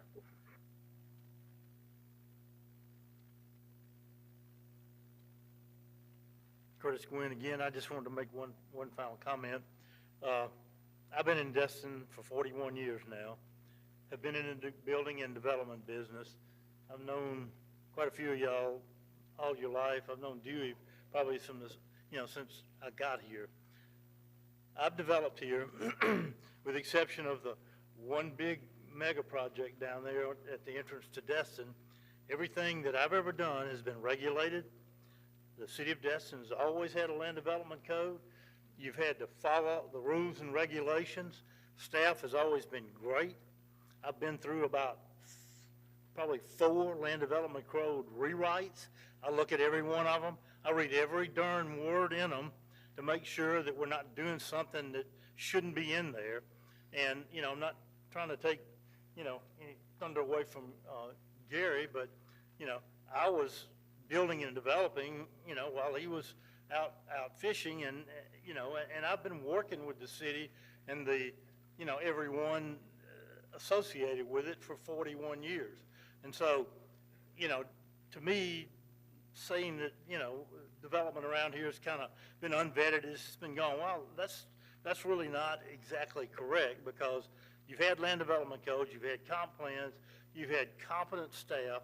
I've been through 8 or 9 or 10 community development directors and, worked with every one of them, but, it's all been regulated with the exception of, there's always 1 or 2 people that kind of slip things in that, that get things that shouldn't be done, but for the greater majority of it, it's all been regulated and done according to your existing land development codes.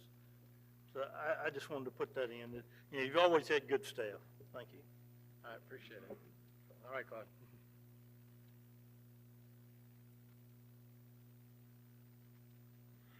I have to say amen to Curtis. Doggone. I've been through, I don't know how many city managers, how many community development directors, and we try to get along with all of those, try to do what's right. In my opinion, I think Dewey hit on it. There's other monies out there besides the mobility fee money. I can remember not too long ago when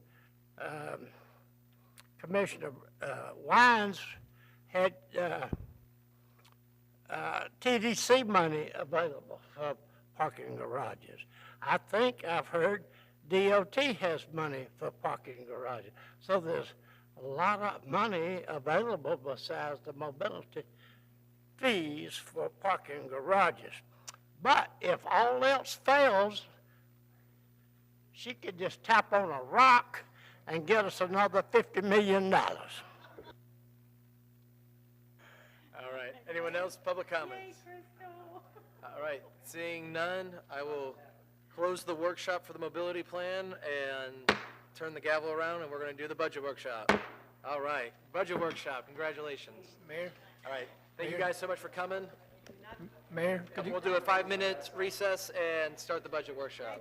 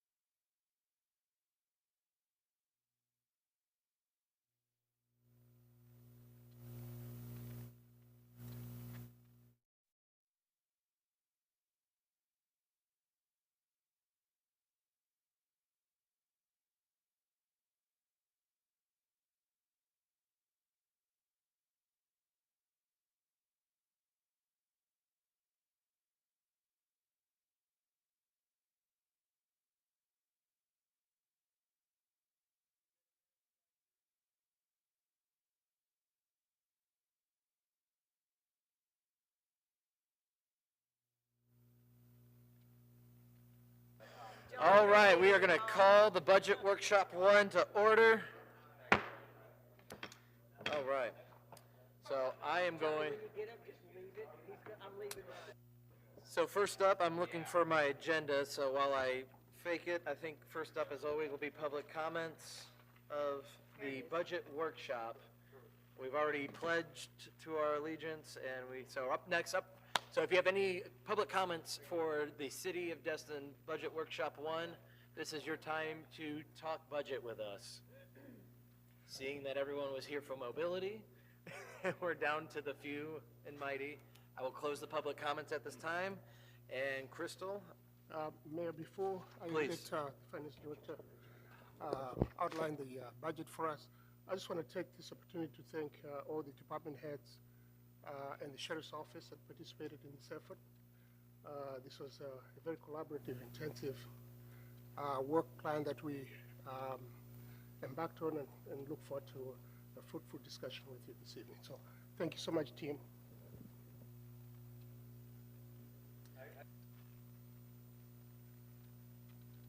Oh, I'm sorry. It was a great team effort. Thanks I'm for sorry. all. Yeah. Right. That's what. Yeah. Yeah. Thank you for your hours of your life. Yeah. Yeah.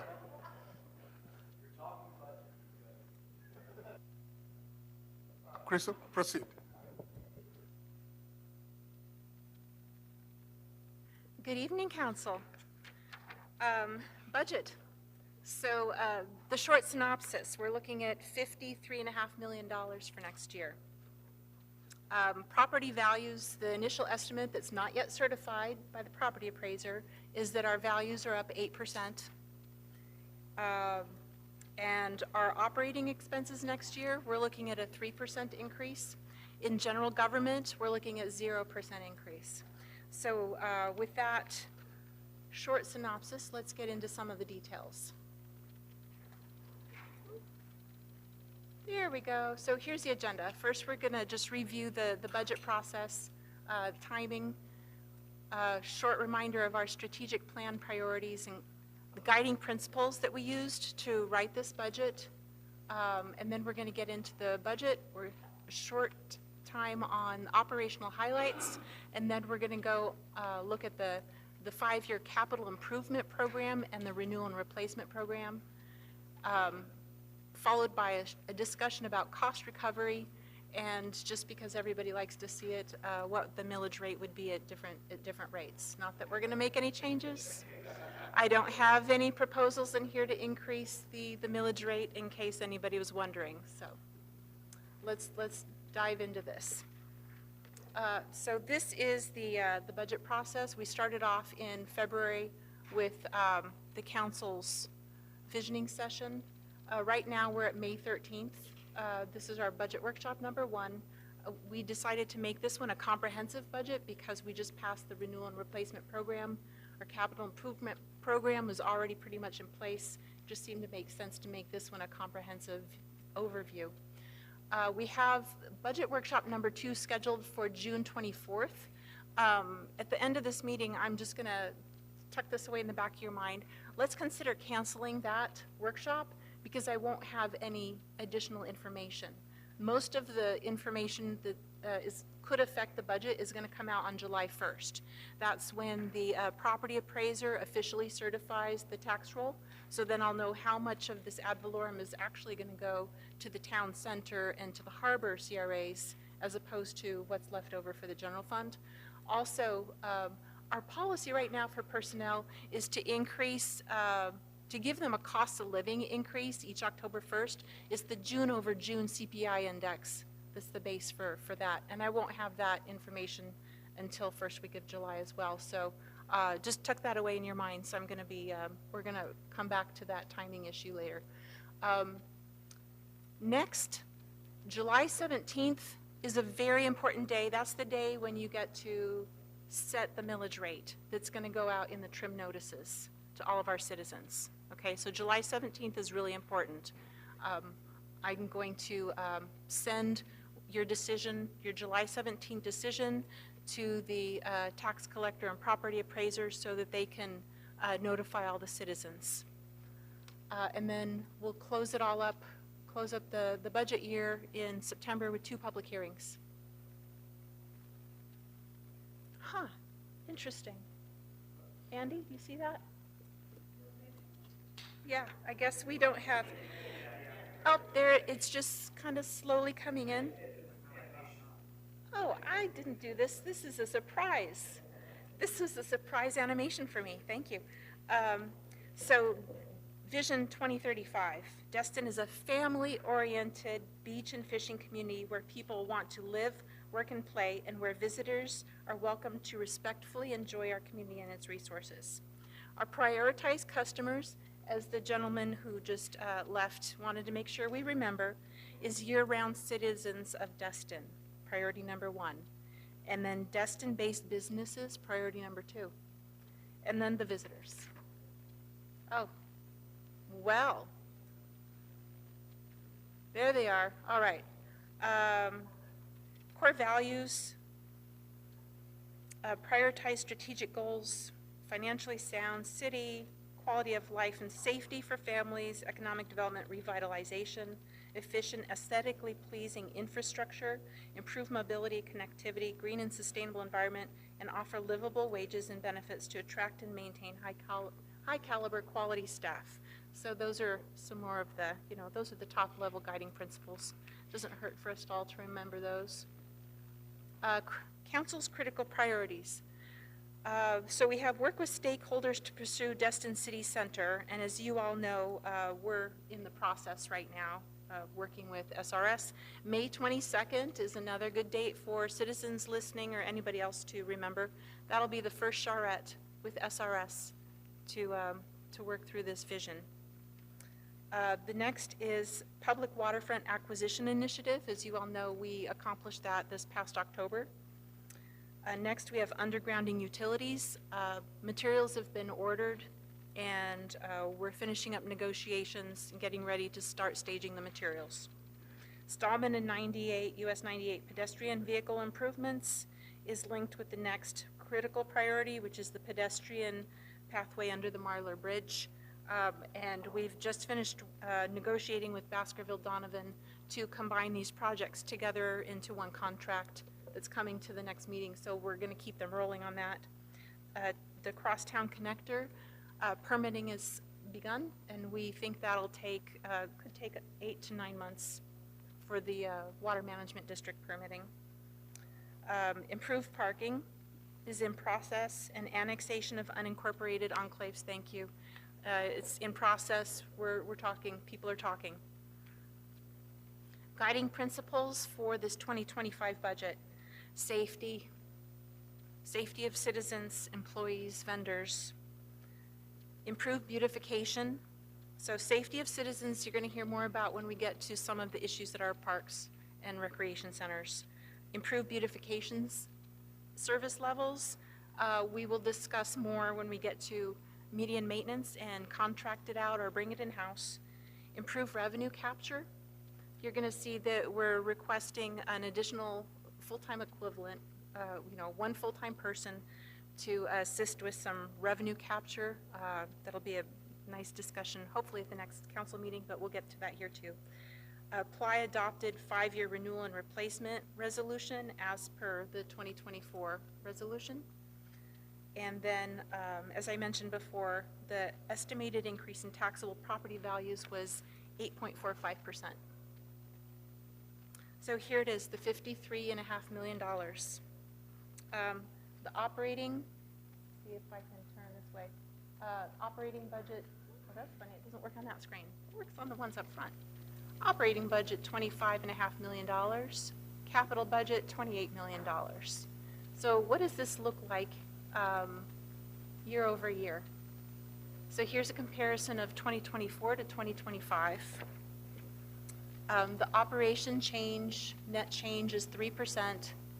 General government at the top is 0%. Public safety is increasing 7%, so we're going to talk about that one. Transportation is increasing 15%, and we're going to talk about that one. And the others you can see are mostly down, with the exception of debt service, and that's the debt that we'll be borrowing within the next 60 days or less to fully fund the undergrounding contract that we're about to sign and to reimburse us for purchasing the One Harbor Boulevard, because the Harbor CRA is going to be repaying us for that one. So here's what it looks like from expenditure types. You can see personnel is going up 11%. We're proposing the addition of 7 full-time people and 1 part-time up to 29 hours a week person. And we'll talk about all those positions in detail in a minute. With bringing more people, more staff in-house, that'll give us the need for less contracted services. So we're going to cut one of the contractors loose, one of the big ones. And operations, as you can see, these types from, it's not personnel or contract services, that's going down 3%. Capital outlays looks lower, an 85% decrease, but FY24 was just an exceptionally high with buying the Harbor Boulevard property, doing the parks on the waterfronts, the Crosstown Connector, the undergrounding. You know, this was a very heavy year. A short reminder of the taxes that we collect.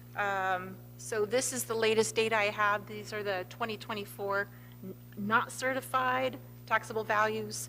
The homesteaded homes, they will be, if we keep our millage rate right where it is, the average homesteaded home will give us $495 this year. Other non-residential, which is your short-term and long-term rentals, they'll be giving $948 on average for the year. Can I ask a quick question? Sure. On the average homesteaded property that will pay the City of Destin $495 this year, what was it last year? It was $468, I believe it was. So it's still relatively close? Yes. Good. So as you can see, the total is an average of $816 per parcel is what we're going to receive in property taxes next year.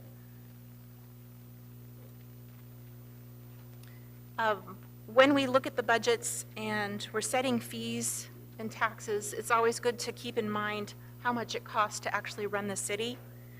So you can see some examples like public safety is $370 per parcel next year. When you add up public safety and parks, libraries, $347 per year per parcel. Add them all up, roadways, sidewalks, stormwater, you come to operations is $1,579 per parcel compared to the $810 that we plan to collect. So there's a bridge that we need to gap, or a gap that we need to bridge with fees, grants, and other creative funding. Operational highlights. Next, we're going to go over the personnel update. And just so you know, Mike Caraway's here from Essentia. He's our broker for insurance. And we're going to call him up in a minute. We're talking about the median maintenance, public safety changes. Parks and Rec has a big new item on the list, which is the Christmas decor, and then the technology cost fund. So here we go into the personnel. So personnel is 21% of our total budget, total operating budget. Cost of living, the March over March CPI was 3.5%. Can't wait to see what it's going to be June over June. The merit increase that we've proposed in this budget continues at 4%. And Jamie is prepared with statistics if you want to know how many people actually got the 4% merit increase on their work anniversary this past year. She can provide that to you if you're curious. Is anybody curious? Come on, ask it. Go ahead. Come on, ask it right now. Come on. No, come on. Oh my goodness, you're going to wait. Torture. Health insurance we're assuming is going to increase at least 5%. And then we have the 7.73 new FTEs. So down below here you can see our 2024 budget of $10.5 million is increasing to $11.8 million. That's an 11% increase. So where's that 11% increase coming from? Personnel is a very complex item. This budget assumes 135 full-time equivalents. That includes all of our short-termers. As you can see, base salaries is only 7.8 million of this. The rest is it's basically benefits, insurance being the largest one, $1.9 million for insurance. 1.6 million of that is the health insurance. 300,000 of that is all of the other benefits, short-term disability, long-term disability, dental, vision, hospital indemnity, all these other things.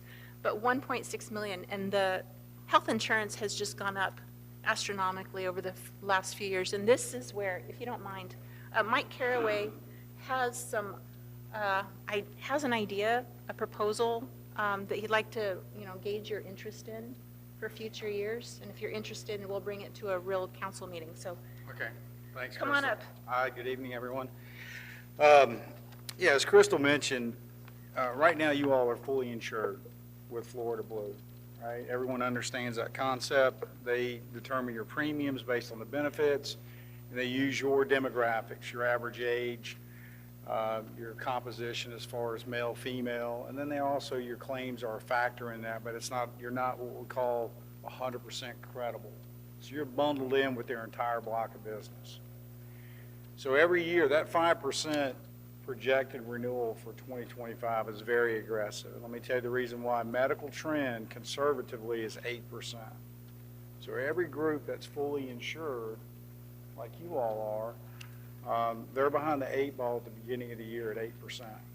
If their demographics improve, maybe they get they go below that. But generally speaking, you're going to see your renewal come in, 8% or higher. And if you have a demographic change, which, right, our groups are getting older, your age goes up.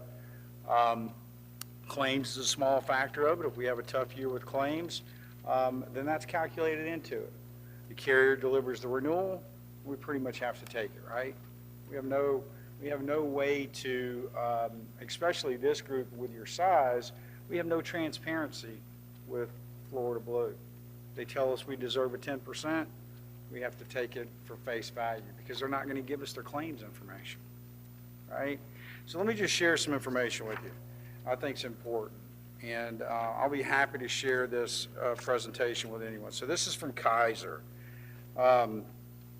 In 2000, how much time do I have? Because I want to be mindful of that. 2000 was around 49% of workers were self-funded, partially self-funded. Today, that number is 65%. Okay, we used to never talk to clients. I've been doing this 37 years. We've never talked to a client about being partially self-funded if you were less than 100 lives until the Affordable Care Act passed. And I'll share that information with you in just a moment. The insurance industry as a whole, since the ACA passed, their stock, the publicly traded companies, has gone up exponentially. UHC's up over 1,000% from 2010. Their stock was trading somewhere around mid 40s, high 40s, and now it's trading at 1,524. They're the third largest company in the United States. Massive. And their stock has gone up since 2010. Humana, Aetna, which is owned by CVS, Anthem Blue Cross, United Healthcare, all of them just tremendous growth. And it's all because of the Affordable Care Act. Because a group of your size, the law says that your loss ratio has to be, they have to spend 85 cents of every dollar has to be spent on claims, the insurance company. And they get to keep 15% for administration, compensation to the brokers, wellness plans, things of that nature. 85 cents has to go to pay claims. If they do not have that loss ratio on their block of business, not your group, but on their block, then they have to return that money back to the clients, back to their block of business. And they've had to do that a few times. So their only goal is to get the 85% for large group, which you all are, or 80% for small group. So there's really no incentive for them to try to drive down cost, right? So you really, when you're fully insured, you're at the mercy of the carrier. And I'm not saying you're not on the right horse right now, because being fully insured gives you a lot of security, knowing that when you write that check every month, that's your worst case scenario. But at the end of the year, you have no chance to win. So if your group performs well, and you have a good year with claims, then that surplus remains with the carrier versus coming back to the group. So what we try to do is, number one, there's 4 funding methods. There's fully insured, which is where you all are today. Then there's a program called level funding, which walks and talks and feels like a fully insured plan. There's partially self-funded, and then there's fully self-funded. Groups that are generally self-funded, 100%, no reinsurance, they're going to be groups that are going to be 5,000, maybe even 10,000 or more employee lives, because you just can't have that risk for a catastrophic claim to hit your claims bucket. It could, wipe out a smaller group. So what we do, and what we would want to talk to you all about, is level funding and partially self-funding, okay? And the reason why we like those products for a group of your size is you have the safety nets in place to protect you from catastrophic claims on one person, and that's called a specific deductible. And then you have what's called aggregate protection, which is an accumulation of all of your claims. And once your claims get to that number, then reinsurance kicks in on specific and on aggregate. So you have that protection. Visually, it's a lot better to see these graphs up there, but if you all are interested, and I piqued your interest enough tonight to do a full-blown presentation, I would love to do that. I'm going to give you a quick testimony about Okaloosa County Schools. Client of mine, they're much larger, I understand that, so it's a different dynamic. It's apples and oranges, right? Maybe, but it's going to prove some of my theory right. So Okaloosa Schools was fully insured with United Healthcare. $40 million spent just on medical care. Every year they would get their renewal in from United Healthcare. We took them over in 2021. Every year they would get their renewal and they would get a 2%, 3% increase, and they were elated. Like, man, a low single-digit increase, this is phenomenal. They'd sign the renewal paperwork every year. When you're a group of that size and you're getting an increase in a low single digit, your insurance carrier has made a king's ransom off of you. No doubt about it. So we told them, we said, look, we're going to take them self-funded, partially self-funded. Even at that size, we have the safety nets in place. And United Healthcare came back and said, what can we do to keep it fully insured? I said, you got to give me a 5% rate reduction. They said, can't do it, right? Because waterline set. City of Destin right now, wherever your rate is today on the benefits that you have, the rate will never go this way. You're lucky if you'll get a flat line, but generally it's always going to go up. So think about these increases. If you're spending $1.6 million and you get a 10% increase, now you're spending $1.76 million. And you get a 10%, you see the compounding effect of that, it's just not sustainable. So lo and behold, we move Okaloosa Schools to United Healthcare, and then the 11th hour, United Healthcare came to me and said, we'll take the rates down 5%, keep them fully insured, because they knew how much money they were making off of this account. So in the first year, which was last year, 2023, our Okaloosa School Board has a $9.5 million surplus, right? Because they were a good candidate to go to a partially self-funded plan. We are not going to take you there without having a calculated, we have a tool called Claros Analytics. We plug in your claims information. It won't be as detailed because your group's not as large, but it'll tell us if you're a good candidate to go to a partially self-funded plan versus staying fully insured. I know it's a lot. Hit you with a fire hose. I'm going to stop there, pause, and take any questions that you may have.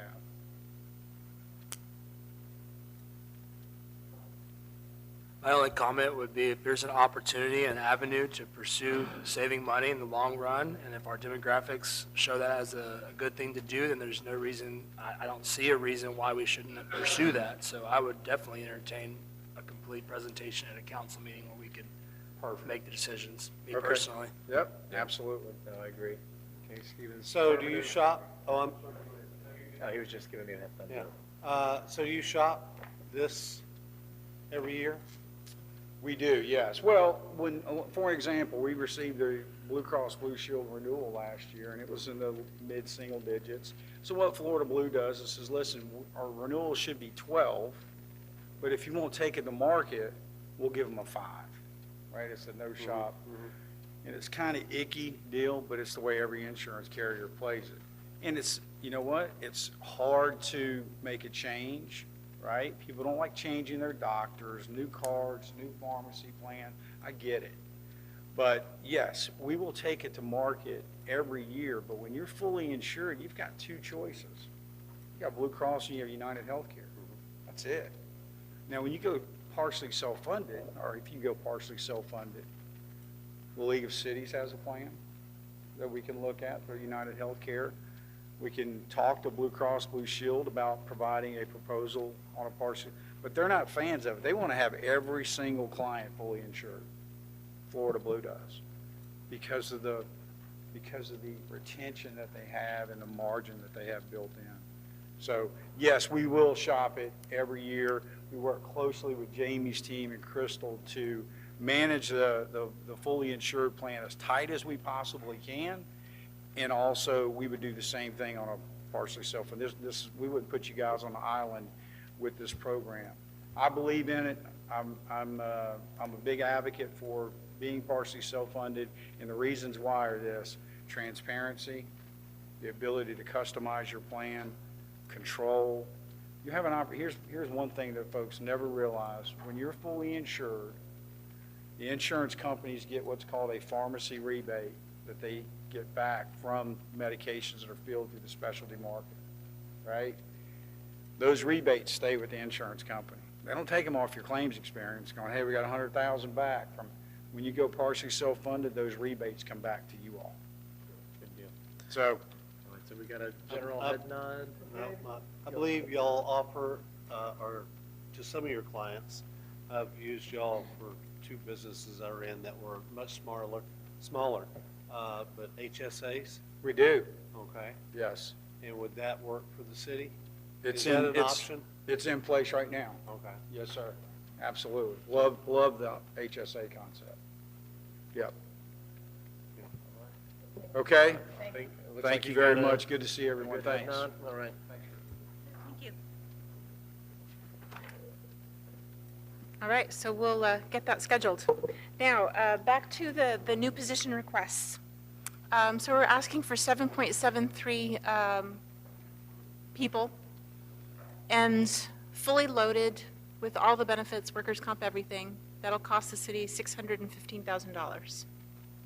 So what we're requesting is 1 new code officer, a code compliance officer. We would like this person to specifically focus on the short-term rentals. And we're going to be talking at a council meeting soon about potentially bringing in the condos. So right now, we collect short-term rental registration fees on about 1,200, just over 1,200 units. If we add in the condos, that's an immediate increase of 4,200 more units. So we'd be asking for 1 more person to come in and help out with that. Next on the list is 4 maintenance techs, 1 leader plus a crew of 3. And these 4 maintenance techs would take over the median maintenance within the city of Destin. We're going to have the next page is about that, and I'll bring Michael Burgess, or he's available here if you have any questions or more comments on that. Next, we have a request for 1 more IT person, a systems administrator specialist. This will round our IT department from 3 people to 4 people. Then community development needs 1 more planning manager, and we're also requesting a year-round part-time content creator to work with our public information officer. So bringing median maintenance in-house. 2024 budget, With the contracts, we're looking at $336,000. If we choose to bring it in-house, next year will be an increase when we buy the equipment to do the median maintenance. But after that, as you can see, 26, 27, 28, it comes back down to about the contract level. Michael, would you like to say anything else about why we're considering this? Got a very fitting outfit on. Looks like you're going to be out there with them. Can't see me, all right.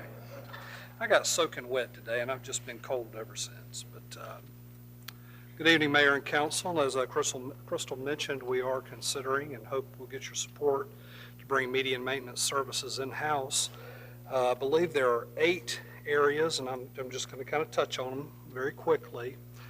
First, why this is a benefit to the city. Cost efficiency. Kind of like Mike was just talking about, we won't have to pay for a contractor's profit margin, administration overhead. All this work will be performed in-house by city staff. It's not subject to potential contract cost escalations year over year. Any purchases that we make for materials, equipment, or supplies will be tax exempt, so we won't have to pay those upcharges to a contractor. Second point, improved quality and reliability. We'll have accountability to management, a direct and daily contact with the supervisor being the lead maintenance technician, our field services supervisor, and myself. Improved oversight, easier enforcement of our higher standards and practices. The current, I don't want to call any names, but we've always had problems with and I think Lisa will back me up on this, with our median maintenance contractors. We've always had problems with accountability. We've always had problems with communication. That would go away. Discrepancies in service delivery consume staff time. I've spent Saturdays on my own going and documenting, conditions of our medians and having to report that back. I don't want to have to do that. Bringing those services in-house will eliminate that need. Quicker response times. Destin by doing this, Destin will be the priority. Landscaping contractors have more than one client. Who's their priority this week? It'll always be Destin if we bring it in-house.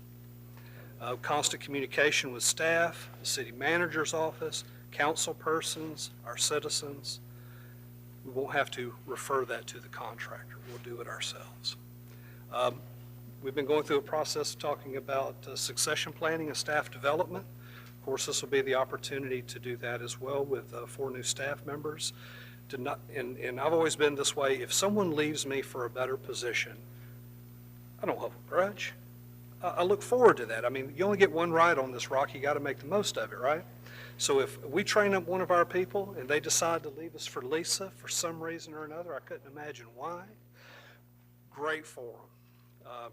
It's just a great opportunity for them. And, what's the whole thing? Would you rather train an employee and lose them or not train them and keep them, right?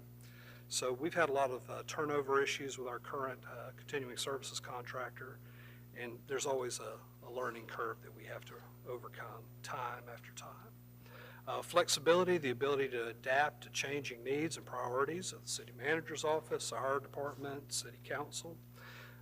Would be no need to renegotiate contracts.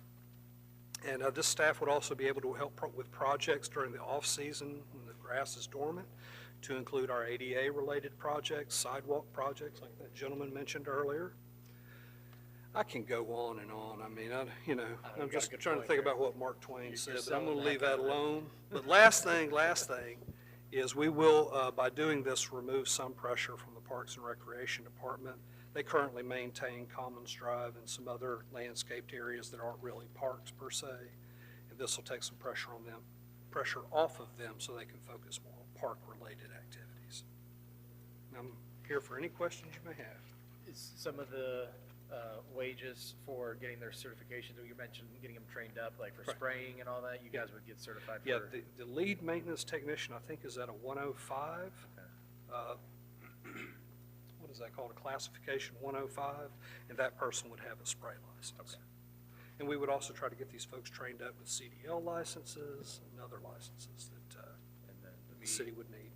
doing it with a knock of the wood as Commons Drive becomes annexed in? Would this crew be able to take on that one more median right away? If I'm not mistaken, there's a large section of Commons Drive that Kelly Plantation maintains themselves out in front of Home Depot. Yeah. So I would have to look into that. Just be that little bit that Jason Autry has to cover right now with the county. Yeah, we'll just spray around it. Yeah. Tell them Jason did it. All right. Any questions? Yeah, what kind of medians do we, what kind of median maintenance is this? Where? Okay, I'm glad you asked. This proposal would cover 9 to 12 zones, just depends. Harbor Boulevard from the bridge to Airport Road being one, and then from Airport Road out to the county line, that's actually Harbor 3 Boulevard being zones. 98? Yeah. And that's not state right now? It is state, but we'll be picking up the section from the bridge to Airport Road in February. So the contract, the 2-year establishment period will expire. And then the section that's out here, that will still be under an establishment period for a while. But Mountain Drive, Main Street, Legion Drive, Airport Road, Scenic Highway 90A from Matthew Boulevard to the Walton County line, Commons Drive, the Maddie Kelly Arts property, we had a conversation about a little while ago, and then potentially City Hall, the annex, the museum. Gotcha. I mean, I'm not completely opposed to bringing something like this in-house. Obviously, I'm one person that's been having issues, I would say, with the way our medians are maintained for many years. It's me personally. But I also feel that sometimes just throwing people at a problem doesn't always solve the issue, right? So we have a problem with our median maintenance contract. And I think at one of the previous meetings, we talked about either doing this or maybe going out to bid in July or whatever it is. So I would just be concerned that we're just going to throw people, meaning 4 people, into this. You know, we have to hire people, find people, hire them, and hope that fixes the problem. Maybe it causes more problems, Maybe we can't find the people. Maybe we can't hire them. Now we don't have a contract with the contractor. We don't have people that we can't hire. So I don't know if there's disadvantages as well. Oh, obviously. I mean, there are advantages too, but maybe we need to see if there's a company out here that wants to do this contract for $300,000, and maybe they would, maybe that's an option. So I appreciate it being here. It's just, it's potentially concerning, relying just on in-house. Well, if it makes you feel any better, I won't be the middleman anymore. If you have a problem, you come directly to me and I will solve the problem. Right. Instead of having to get the contractor to solve the problem. Because the last thing I want to do is to go behind them and have to fix things that they didn't do in the first place. Yeah. This way it gets done right the first time, every time. Gotcha. Appreciate it. Mostly done right most of the time. No, just case in point today. This morning we had that storm. That will push a contractor, landscaping contractor, back a day or two. Well, what are they not going to accomplish this week? That's the question. What other client has precedent over us? So we're second in line, third in line, maybe first in line occasionally. This way, Destin is the priority, first and foremost, every week. Councilman Destin. You say this is going to be a crew of 4? They are going to have to work day and night to do all those, aren't they? The current crew that's out doing the service in the other areas work 3 days a week. So they work 3 days a week taking care of these properties. The other 2 days, possibly a rain day, and City Hall, the annex, it won't take that long to do those. Yeah, so the current crew doesn't take care of the City Hall meeting? Oh, no, they don't. Oh, gosh. Oh, no, these are Yeah. added. Well, the only observation I would have is that's an awful small crew. And in 30-some years of doing these jobs, including the school district where we contracted out all the janitors, we found was much cheaper. I've not really run across a instance where hiring a bunch of employees that we pay all the benefits on really was a cost saving, and including the equipment. Capital equipment is $114,000. That stuff lasts generally 4 years, 5 years. So that's going to be a reoccurring expense for us. I'm more than happy to look at it, but experience tells me adding more and more personnel doesn't fix the problem generally. And contracting usually comes out cheaper. If it's a problem with a contractor, like Mr. Schmidt said, we need to put it out to bid again. Councilwoman Aber. And I tend to agree with both Kevin and Dewey on it sounds all well in theory good because we do control it and you are the guy we would go to, but it is a chunk of change right up front to get to that level, and it across the board, it doesn't really change our output, our cost. It's not like we're saving a lot of money by putting in our own people to take over the job. So I would probably have to look at it, when we bring it up for council, see if it's really cost effective, but more importantly, if we can get the right kind of people, because it's really hard to find really hard-working people anymore. I mean, it's been a challenge. So I know you know that because you have that crew. So, but thanks for bringing it to us. Councilman Stevens? So with contract labor, if you were to estimate fiscal year 2028, how much would you think it would cost? We would have to go back out to bid in 2024 to find out what that would be. We did go back out in 2021, and we received one bid of $180,000 per year and one bid of $280,000 per year for the same scope of work. So if we go back out, it may come back at $400,000. I'm not sure. You never know until you get those bids back in. Okay. So I tend to agree with Kevin and Dewey and Teresa. I'm willing to look at it. I don't think you're going to save us the money that you think you'll save us. There are other things that you can do. We could buy the materials without paying the tax benefit, and then the contractor could just do the application of them. I think there's two metrics you look at. There's quality of service and there's cost. And the cost, when you put in all the things, because personnel, your personnel cost might be $298 for the first year, but then they're going to go up 7%. Not even counting their health benefits and things like that, which the contractor doesn't have to provide, and usually doesn't provide. I'll put it like that. He may, or they may provide them.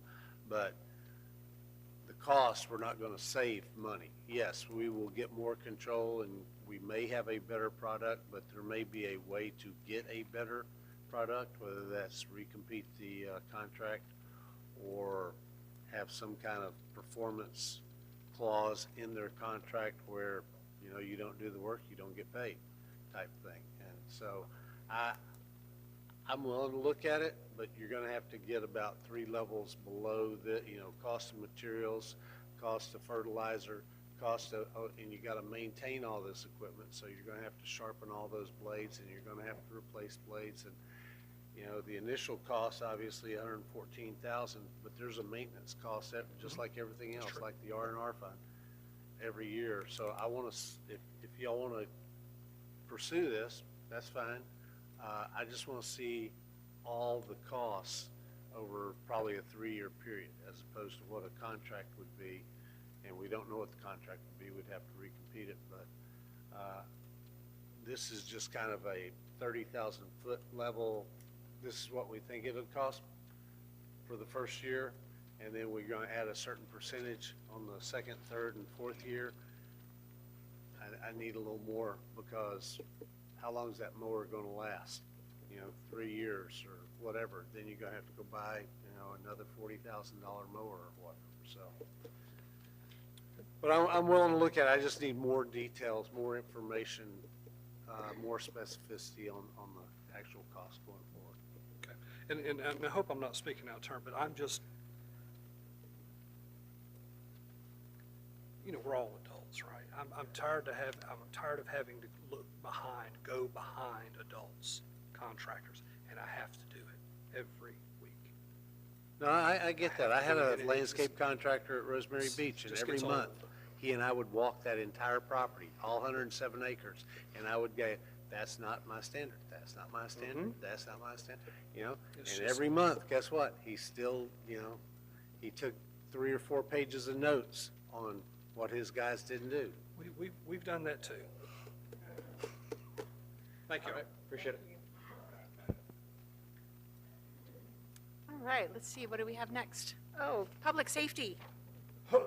We didn't discuss the other personnel. Right, are we Oh, gonna talk about yes, the code? yes, go ahead, talk, please. And I'll go back to the list. There we go. Without you guys pushing your laptop, I am just looking around. So just a little PSA of change isn't a bad thing. Use your laptops, or I might miss you. But Kevin, it sounds like you got something? Okay. All right, well, just give me a wave. Who's up next? Counselor Stevens, you got Go something? ahead. Oh, okay. Does anyone have anything on the code? All right, jump in. Code enforcement, we're proposing 1 new member, is that it? That's correct. Troy?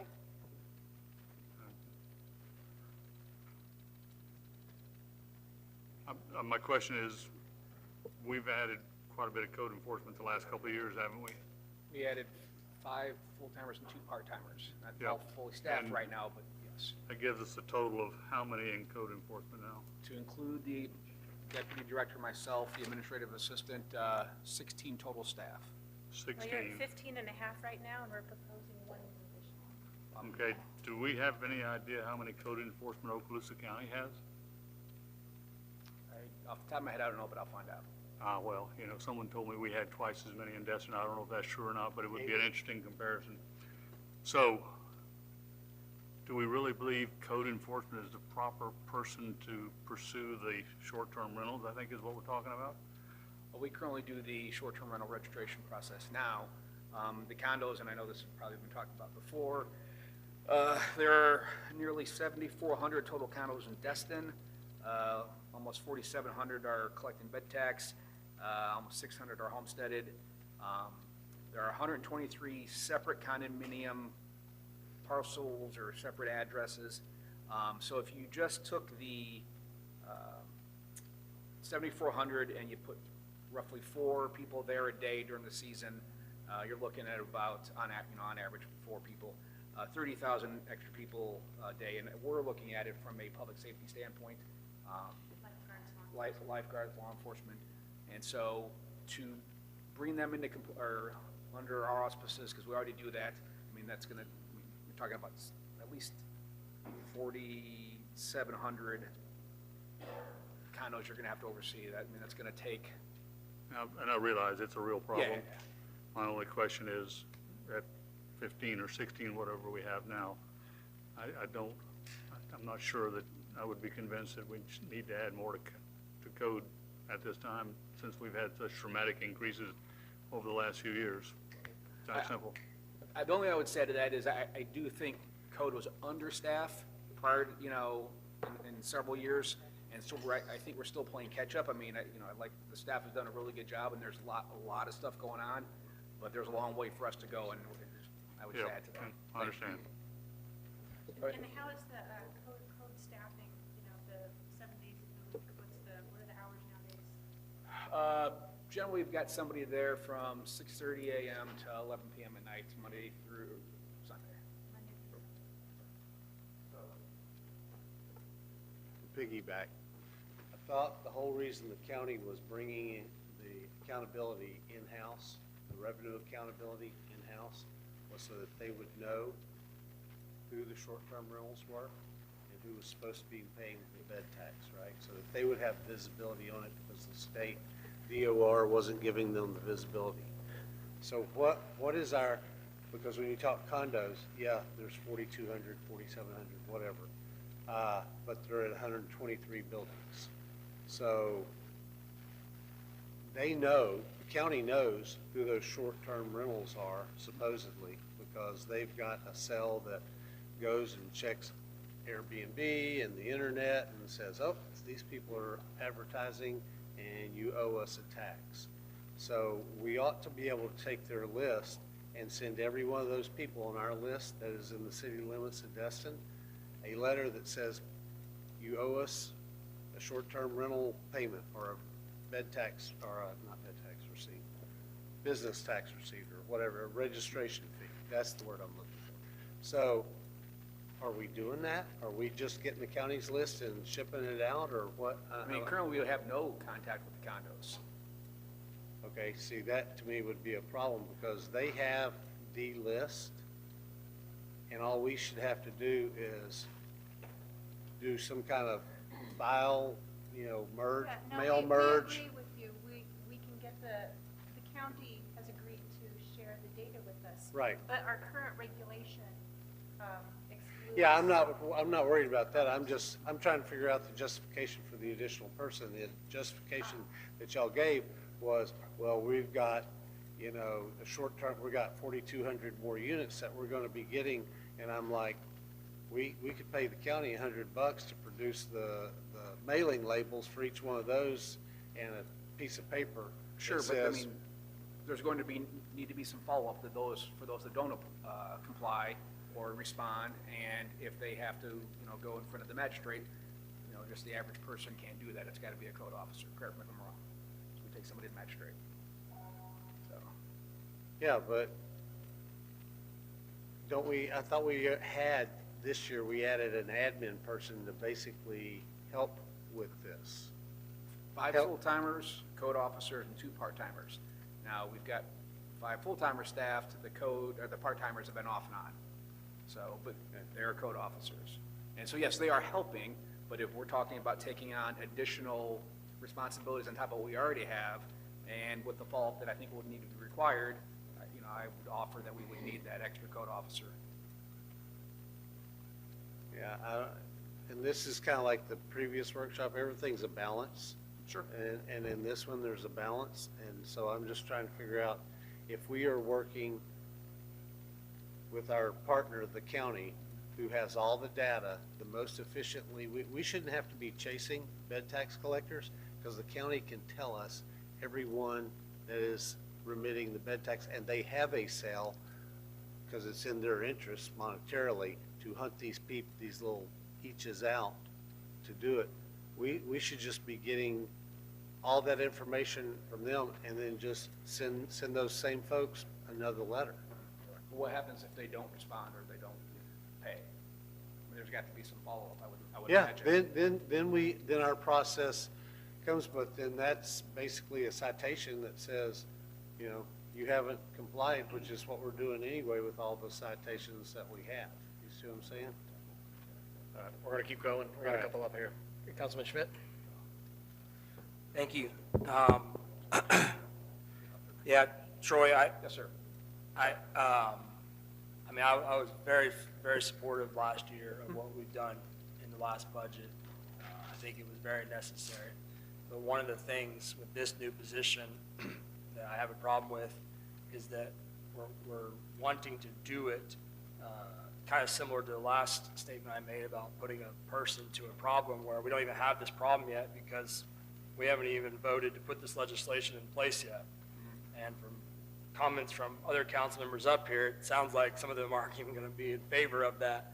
So, Sure. just for that one point alone, you don't even need that position because we don't have those. But at the same time, I know I don't work in your department every day, and I trust directors. That's what you are here for.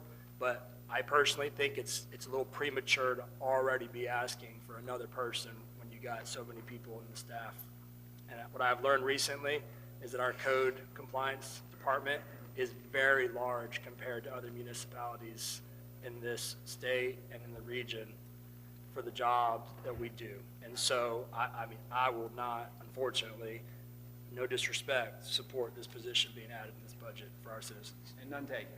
Obviously, we're going to present to you what we think, Sure. and then you'll make a decision. Right. The one thing I would offer you is, I think Destin is unique as far as their code's concerned. I'm going to get you some numbers on some other places, because I would challenge you to see who would do a short-term rental registration, livery, vessel registration, beach vendor registration, Destin Elementary crossing guard, stop work orders, parking enforcement, and a couple other things. So there are a lot of code departments that don't do half that. So I just leave you with that. Thank you. Councilwoman Aber? Oh, sorry. Thanks, Mayor. I do believe that, you know, you have a very robust team, and I last year supported adding more people. And I have a hard time with this because it is like the cart before the horse. But I've been asked by residents, when does code handle situations of cars parked in front of the house, too many boats in the driveway, people parked over the sidewalk? I get calls all the time because I call you because the neighbors don't want to tell on each other. But the problem I'm hearing is why are they still reactive, not proactive? And I'll get you the numbers because we are definitely more proactive than we've ever been. And that's fantastic. I'm just wanting to I put that out appreciate it. there. Okay, thank you. Thank you. All right, seeing no more on the floor. Thank you so much, Troy. Yes. So, Yes. Yes, Andy, would you like to speak to Bill? your team?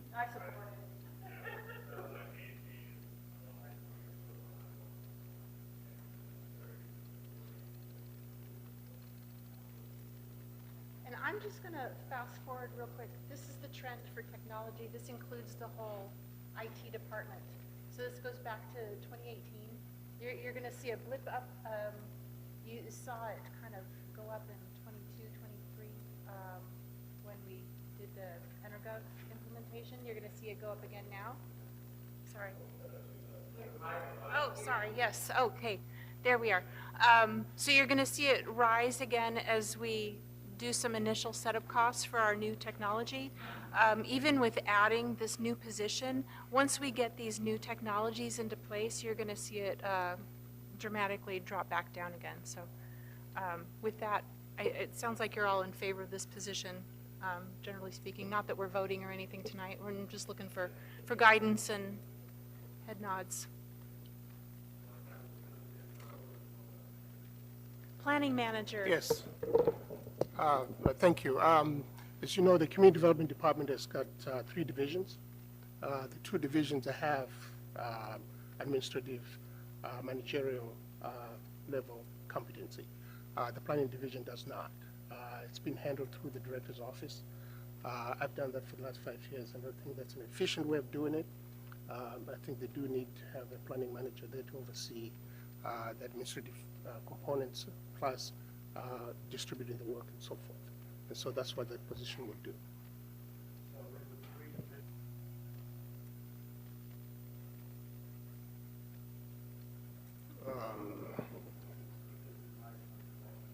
Sure.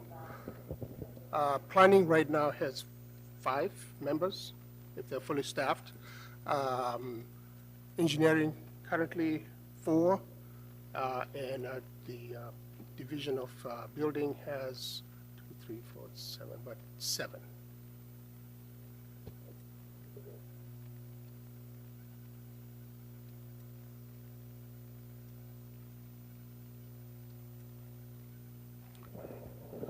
In planning, they are distributed through the Director's Office and then given through to the Principal Planner.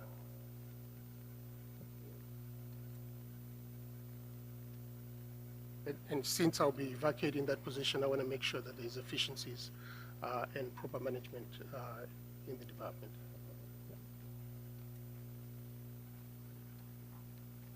so just so I'm clear on it, the planning, would that help as far as getting permits and everything through the pipeline faster, or is this more of a managerial internal? It's more so going to manage the long-range planning of the city. Okay. Because the principal planner mostly and the other planners are dealing with the short-term planning aspects. Okay. Yeah. Seeing no further questions. All right, and the last one, anything about the PIO position or part-time? I think she needs help. The fact that you're doing this alone is insane. All right.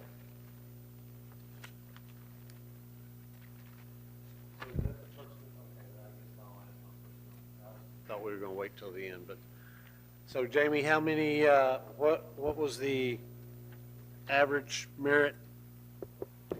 The average is 3%. So this year from 10/1 to current, we've had 24% increases, 14 3% increases, 1 2%, and 1 0%.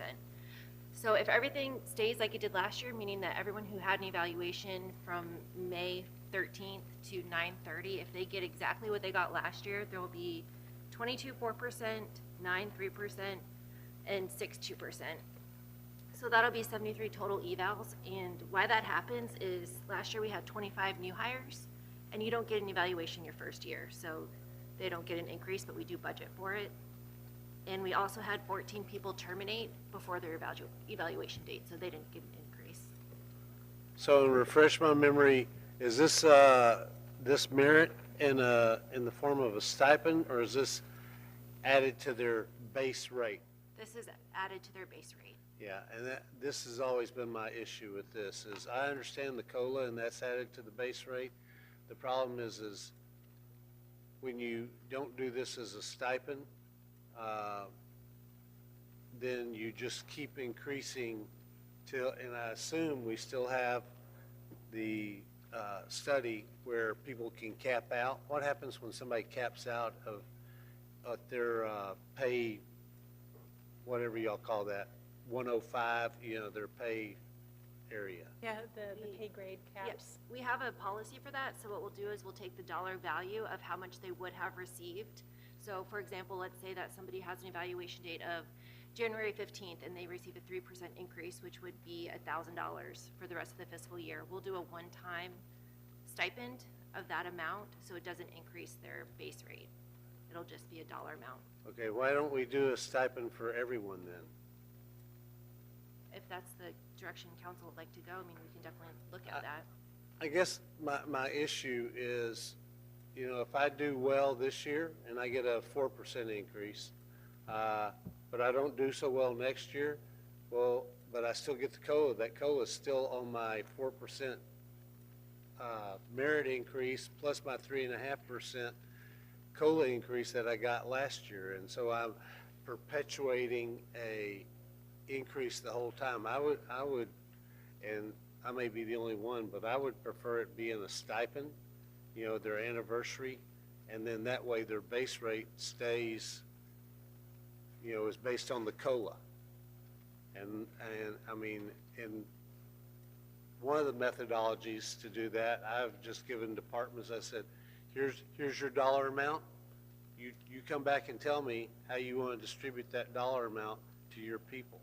And somebody might get a 6% stipend, and somebody might get a 0% stipend. If that's what they've earned, then that's what they've earned for that year or in their annual performance. But you give a manager control, and then that way they know better than who, and I know that's how we do the merit, but I'm just saying, we just keep adding on to this, and the costs gets astronomical, and then guess what? We end up in exactly the same place, except only because we maxed out. Now we're giving people stipends. Yeah, just since we've done we applied the compensation study. Next year, this budget, I wish I'd thrown it on the slide. The average hourly wage citywide, excluding city manager, of course, will be $26 an hour. So we're still in competition with Chick-fil-A, and I mean, we're doing okay now. We're doing good. We're at a good place. Yeah, I got that, but that's what COLAs are for. If the cost of living goes up 3.5%, everybody ought to get a 3.5% raise. And if they work harder, they ought to get something. Well, all I'm saying is it shouldn't be on their base level of pay, because that goes ad infinitum into the future. And so that's the only point I'm making. Good deal. Yeah, it's compounding interest, except. Just so council is aware, to date, the merit increases were at $53,000 for the year. To date, with our merit increases, we're at $53,000. That's how much we've spent. If we continue on, as I just said, as it was last year, the total amount we would spend this year would be about $80,000 on merit increases. All right. Point taken. All right, personnel, new positions, median maintenance in-house. Back to, these are two more very important assumptions. So in this packet, this agenda packet you have, very last page is the sheriff's office comparison year over year, the very last page. The bottom line is it's a 6.8% increase year over year, still same 21 FTEs. The lifeguard contract, however, we've been talking all together, fire district, the county, the city, all coming together. We've put in this, I have a verbal request to put in $200,000 this year. We've been paying, so that's a 100% increase, but we've been giving $100,000 to the fire district for lifeguarding since 2007, and without a change. They projected over 2 million visitors last year. The county, the TDC has maxed out what they can give for public safety between the fire district and the sheriff's office and everything else. So they've come to the city and they've asked us to increase. And by the way, this is, again, related to collecting a registration fee on the short-term rentals, the condos. Maybe they don't have a lot of impact on our code enforcement officers for garbage and parking issues, but for visitors to our beaches and calls from our, calls that go to our sheriff's office, they have a big impact. So that's, we'll get back to the cost recovery proposals, but this is their request. I wish I had it in writing. Hopefully we'll get all the details soon. When we get that, can we get the breakout of the 10% that the TDC is spending on the sheriff and the fire department? That's specifically what they're allowed to. We'll request it. Yep, because those are supposed to be tourism related, not Correct. general law enforcement related or general fire related. And the lifeguards are specifically, that's why they've been funded like that. That's right. Yeah, and just some numbers that we'll be bringing to you. A couple years ago, the number of calls that the sheriff's office fielded from Destin jurisdiction was over 53,000. We only have 3,600 homesteaded parcels, right? We're 14,000 in theory year-round residents. I don't think we all contributed to that 53,000 calls. Last year, 2023 numbers, it had dropped down to 37,000 calls. But still, I mean, that would be every man, woman, and child called at least twice. Right? So, yeah. Go ahead, Bobby. Oh, nope. All right, so public safety, there it is. Let's keep our eye on that. Here's another very special one. There was a lot of disappointment expressed in our cobbled together Christmas decorations over the last couple of years, a lot of disappointment. So Lisa has some quotes that she put together. Yes, hearts and love, I see that. Her quotes to do a uniform Christmas decorations through Destin. This would be hiring a group to put them up, take them down, and store them so that we don't need any additional warehouse space. The payment for that contracted service would be $140,000. So we're just looking for some feedback from council on this request as well. And Lisa's here to answer any questions. Yeah, Lisa, you got anything to add before? No, this was something we brought to council last workshop, last year, and it didn't get approved, but we did do Royal Melvin with the money I had budgeted for lights. The other lights were in-house, that we did the best we could, and along with Public Works on the medians. So anyway, it just, it's something that a lot of cities, Fort Walton, they'll come in and they buy the lights, they put the lights up, They keep the lights going, and they remove them. And that is on Royal Melbourne Park, the Community Center, Main Street, City Hall, Commons Drive, and the 98 median. That's what this is budgeted for, so it's all those properties. All right, thank you, Councilwoman Aber. So just to be specific, this is to increase what currently was out this last Christmas because it looked like we needed a little bit more love. So what we're going to do is basically kind of double up what's going to be out there with this contractor that's going to help decorate, take it down, put it all away. Right. All the lights were done in-house. What we could do, what our, maintenance techs went out there and did, and we purchased the lights. But the ones at Royal Melbourne, if anyone noticed, I'm sure Mr. Destin noticed, we got a lot of compliments on them, and they were done professionally by a company. That's what I wanted to clarify because it was definitely a total difference. And I was like, oh, if we could do this throughout the city. There's a little art to it. Yes. That'll work. Without getting too much in the weeds, is some of this going to be recoverable through the CRAs, or do you guys have plans? No? Okay. For the record, the Harbor CRAs, they've We got a used big it all debt up. service payment going on. We turned over that rock. Town Center CRAs still repaying the city, so yeah, no. Councilman Destin? Just 140,000 is a lot, twice as much as last year. We'll see how many Grinches there are in town over the next few months, and we'll look at it. Councilman Schmidt? Yeah, just for clarity, contract services of $206,000 is to provide the services and the product across the entire city. And then the operations of $72,000 is what? Yeah, so 140,000 is part of that 206, the most important part of that 206,000. In your agenda packet,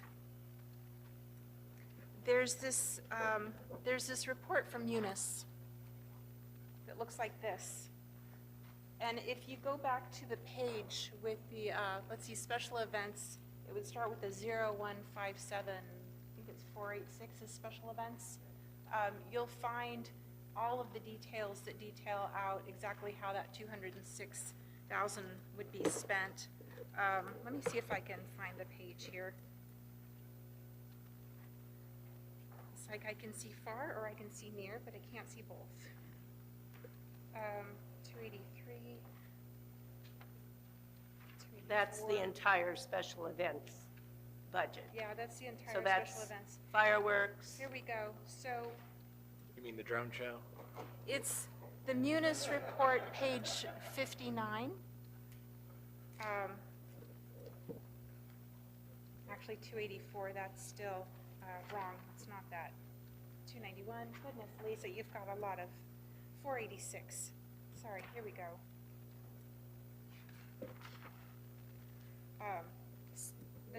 The Munis, page 63. So we've got here, making up that 206,000. We've got the street sweeper, $1,000. So this special events section, this is all of our parades,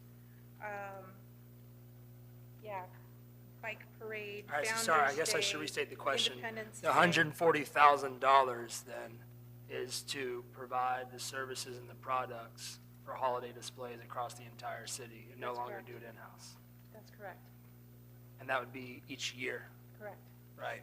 Yeah, I mean, this is I just can't for wait one to year. talk about it more, but I personally can't support $140,000 a year with the increase in the contract every year probably, whenever there's a lot more needs year over year that we could use that money for, especially in that department. So Yes. I couldn't do it. I'm probably where Kevin and Dewey are, but what I would say is if we could leverage the town center, if we could use some of this money, I probably wouldn't support 140,000. You know, we're not a Christmas destination. I mean, we're not. We're a summer destination. We're a fall destination. spring break destination, but we're not a Christmas destination. If people were coming here to see the lights, you know, and we were filling up everything and getting tax revenue, I might. But if we can get the town center and the harbor businesses, and we say, look, you know, we're willing to do more, but you all have to do more too. Because there are a couple of businesses that really put the dog on, but most of them don't. They just don't, because, you know, the cost is prohibitive, and they're not making a lot of money in December, except for maybe the week between Christmas and New Year's. So if we can leverage this, I might be inclined to support a little more, but otherwise, I'm probably a no also. All right, any other? All right, seeing none? Push on Deep in through. thought.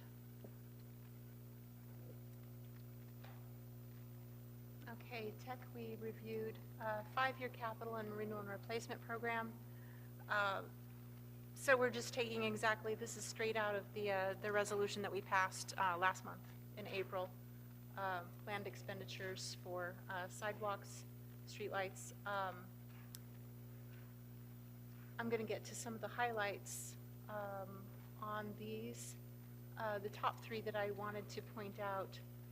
Number 1, I mentioned safety at the beginning. The athletic field lighting at Morgan's caught on fire in December. We've got some of the fixtures are just kind of hanging from a wire. There's a lot of rust issues. And our current contractor, the electrical contractor,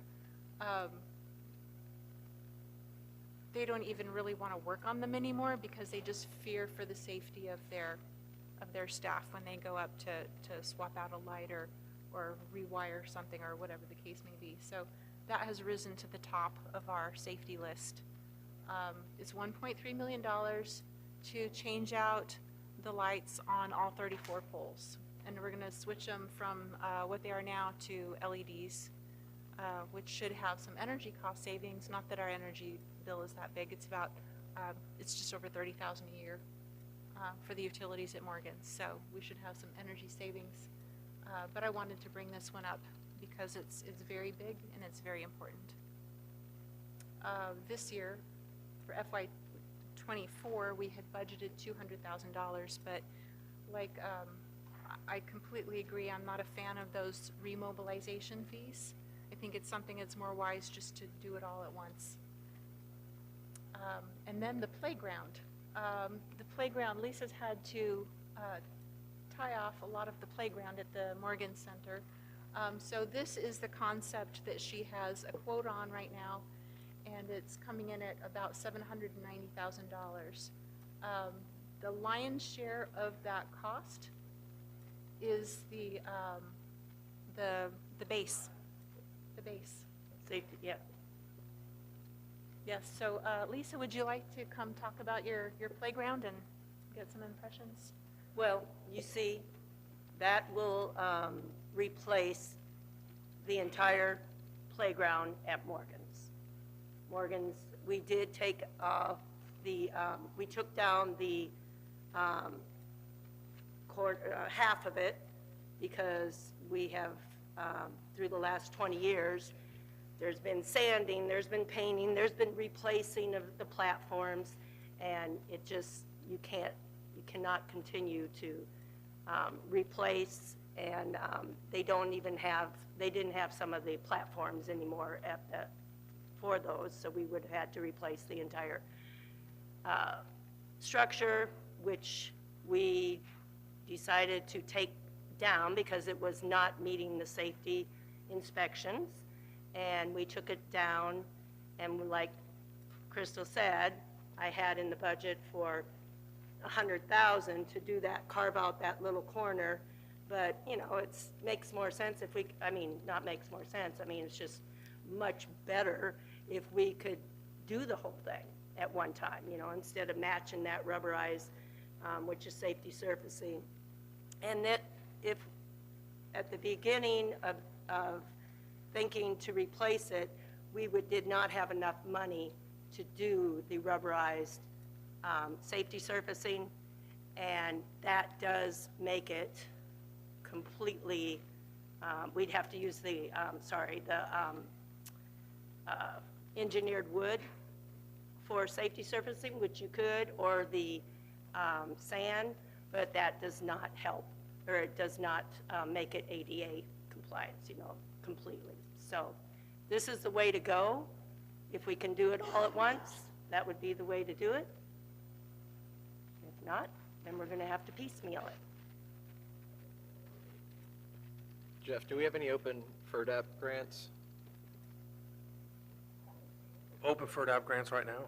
For the FERDAP, which is like the Florida Recreation, do we have anything that We have one submitted from last year we haven't heard on, related to pickleball. Okay. There's the possibility we can apply for more, but those basically you apply in the August timeframe, and you don't hear until the next year's budget comes out, which would be basically July. Gotcha. So if we did apply for one this year, it'd be all the way till next July or later until we heard.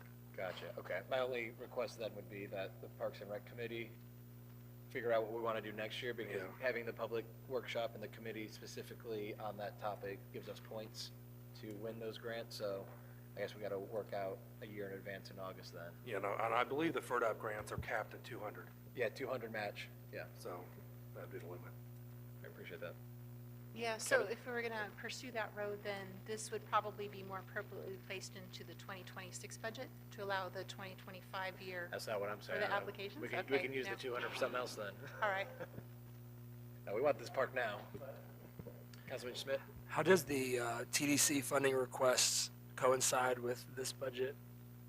With the next TDC? We're using every penny. Most of it is going first to pay the debt that we borrowed from them, the $750,000 No, the loan. next TDC funding request, Yeah, the that's- next one, Yes, the next one. that we get So I to have- submit I have our, 8 more years of that $750,000 to pay off, right? So I request that each year. Our beach accesses, where we do all the cleanup and, maintain all the access points, that's another $600,000 to $700,000 a year. And then there's just a little tiny bit of meat left on the bone. Right now, I'm using it all to complete the Tarpon and Crystal Shores projects that we've, have the signed agreements. with every the year we TDC. submit a request to the TDC for funding requests. That's correct. And it's when all is the tied next up. one? It's in March of every year. But So the we just funding, ended. according to all the agreements that we've signed, is tied up for the next 4 years. Right. Not all of it, though. Pretty close. Gotcha. But the only question I had was, when's the next request? So next Yeah, March? It's in March of every year. Next Yes, March. March is the next one. And then during the year, we can do requests for other special projects and items, right? We can. Right. And that would be like but the grants they're- person would be every doing time that? Yes, but every time we go to them asking for a little bit more for I'm not odd worried projects, about what we've done in the they- past, but we yeah. can though, right? Yes, we can. Okay. And we perfect. do, We do. we do. Perfect. All right, thank you. I'm glad to know there's options. yes. We haven't been given any, but we do ask. It doesn't hurt to ask, right? Good, all right, continue on. So, just to give me a little, is this gonna kind of, I mean, I'd like just to hear some of your thoughts on support. This is crazy. Go ahead. I would sound to support it if we have the money. Yeah, that's only my concern is the money, so, I mean, I love that park, it looks beautiful, but how are we gonna pay for it? This is part of our renewal and replacement program. So it just means that other properties, other facilities in the city are going to be delayed in refurbishing or renewing to accomplish this first. Yeah. All right. So those were some of the main renewal and replacement highlights. Oh, yes. Okay, so, yes, please.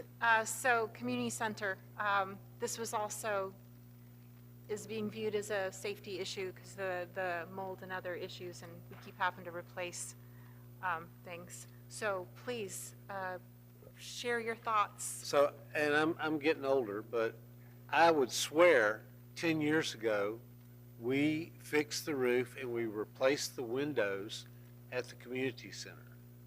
We fixed some of them. Yeah, We not may the not have windows. replaced all of them. The windows have not been replaced. I mean, they've been replaced if one was cracked or something, but the windows and frames are the original. And that is what is the problem. Okay, and when did we replace the roof or reseal the roof or whatever? Okay, the roof was replaced in 2014, Okay, and during the replacement process, we had a storm that lifted up a portion of the roof. This is what I've been told. It immediately started to leak after the roof was fully installed, and the contractor blamed the materials provider, and the materials provider blamed the contractor. So it just kind of went around and around and around. Since I've been here, we've had that roof sealed twice, and the leaks still present. I'm sorry. They don't prevent. I wish they would have prevented, but they still present. And when the contractor went up there, Councilor Bagby, they removed inches and inches of caulk and silicone and caulk on top of the silicone, layers of sealant, and resealed it, and it still leaks.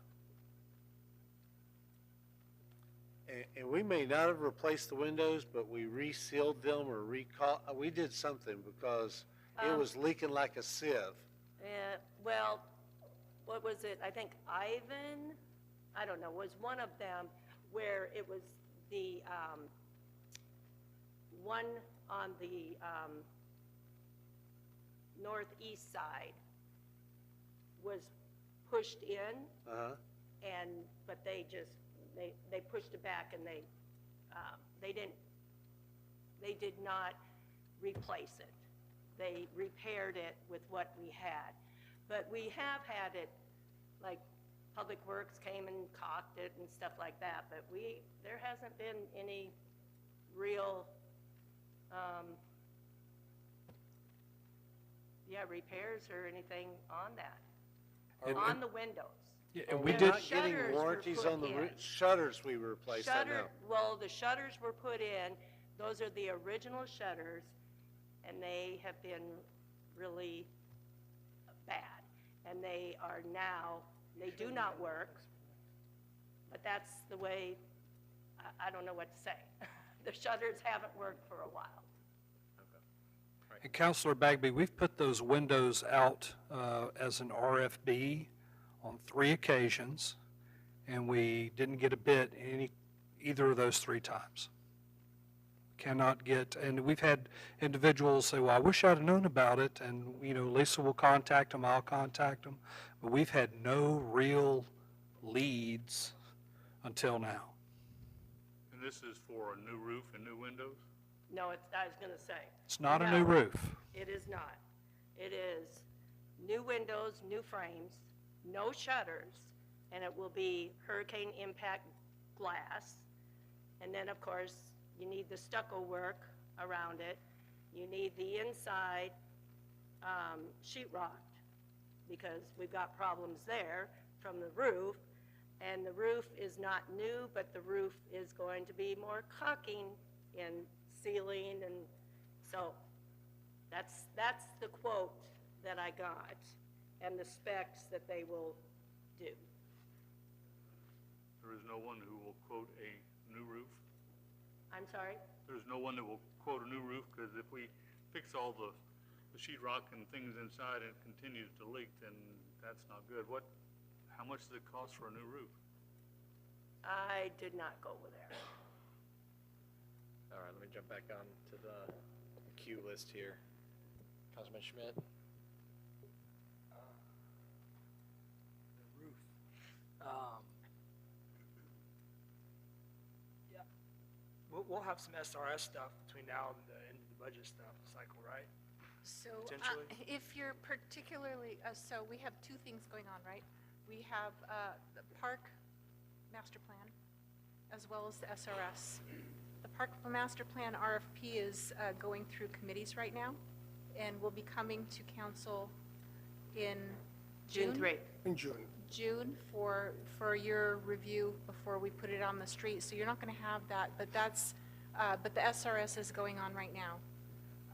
And hopefully the SRS data will feed into whoever takes the baton for the Parks Master Plan. Yeah, I mean, like, I'm not ready to fix leaky wind, $750,000, not ready to do it to a building that I personally hope might be repurposed, that area. So I can't do it. Playground, I love the playground. But again, I think we might need to just double check the priority of what our plan is for the park, the plan for that park and other parks, because there's revenue generating options that we could do if we put $750,000 into something else that will stop losing revenue if we were to do other things instead. And so, love the playground, but maybe that goes into a different year, so we do revenue generating things this year, potentially. So that's what I'm gonna be looking to try to do this budget. Did we get an RFP of bulldozing? But yeah, that's my thoughts. Thank you. Yeah, thank you. And that's exactly why I brought this up, because I really like to hear this is our opportunity for you all to speak together and share your thoughts on these items. We can reprioritize, we can remove things, push them off to a later date. So please continue with these comments and thoughts. John, you going? Look like you got something. We haven't got to the roads and sidewalks yet, but how much did we spend last year? I don't have all the numbers in front of me right now, but the renewal and the replacement for roads, sidewalks, multimodal pathways is significantly dropped off in 2012. Dropped down to, when I arrived, it was down to $40,000 a year. You just take the value of the roads. Let's say we wanted to resurface all of them today, just the roads.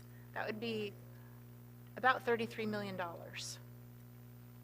If we were tinkering along, doing 1/20th of our roadways, some of them last 15 years, some of them last 20 years, some of them last a little bit longer if they're gently used. So a good average is 20 years.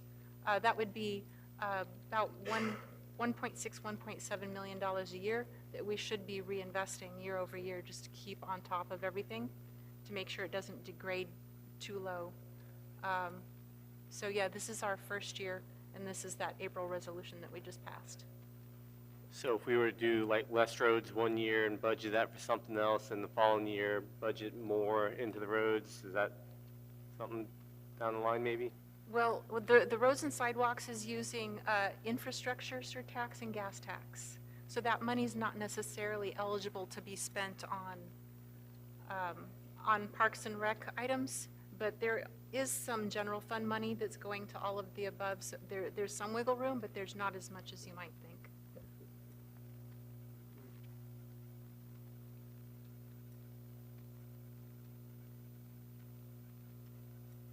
And by the way, yeah, Holiday Isle, Indian Trail, and Crystal Beach are right there in the oldest untouched roadways.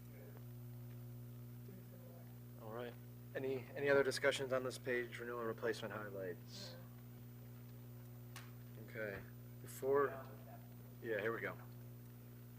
So these are the top capital projects that we have scheduled for next year. Like I mentioned, the Crosstown Connector is in permitting right now, so we hope to let that contract for construction in 2025. Undergrounding, we'll have our last little bits, removing the poles and putting in the underfed streetlights. Tarpon and Crystal Shores Parks, we should be getting close to having construction contracts. Well, at least on Tarpon, Crystal Shores is still, well, hopefully we're going to get that soon. This is the balance of what is in our interlocal agreement that we've promised to commit towards those parks. We'll have the real numbers coming in the next 90 days, I would guess, and along with it, probably an interlocal agreement update. But this is what I have right now. Then we have the Mattie Kelly outfall at Joe's Bayou, currently estimated at $1.2 million. And then we've got the new vehicles and equipment. Here's the list. I'm sorry it is so teeny tiny on the screen. But hopefully you have it in front of you. Code compliance is requesting one more vehicle, a Ford Bronco, for its staff, and a John Deere Gator for beach patrols. The community center is requesting a Ford Transit van. Parks and Rec, they've put in a request for a 35-foot towable boom lift. Currently, anytime they need certain trees trimmed or Christmas decorations put up, they call Public Works, because they've got a guy with the CDL who can drive out their boom truck and help out with that. Parks and Rec is asking for a little one that's towable, that doesn't need a CDL driver, and that can fit into the smaller spaces like around Morgan's track to help with the tree trimming there.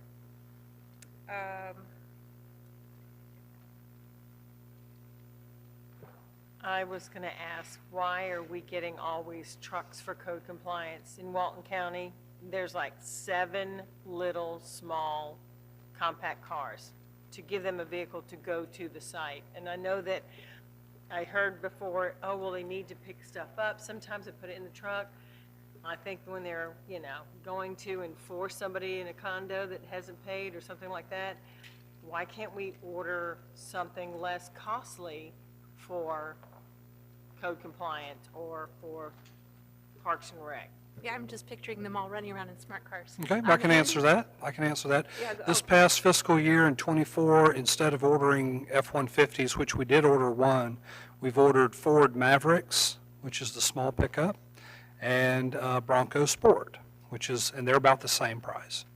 So one's an SUV, all-wheel drive, and the Mavericks are four-wheel drive, and they're small, compact trucks. Price for those is around $32. The price for an F-150 is around $40. I hear your point.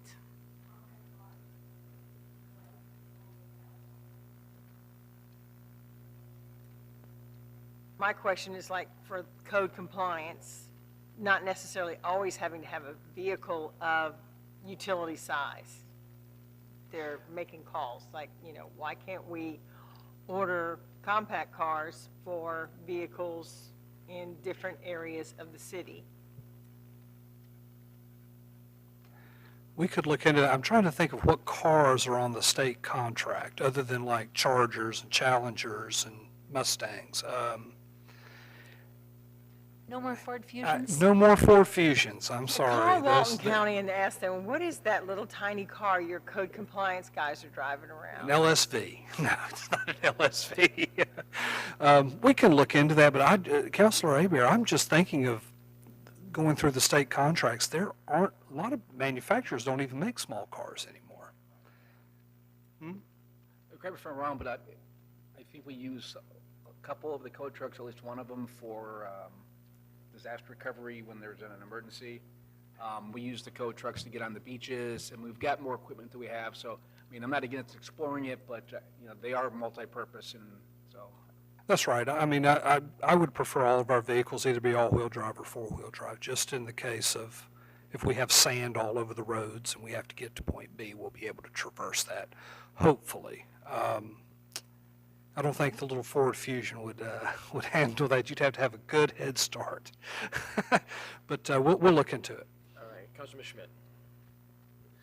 Yeah, obviously the public works ones would be not there if we don't do the median maintenance crew. Why do we need a $40,000 transit van for the community center?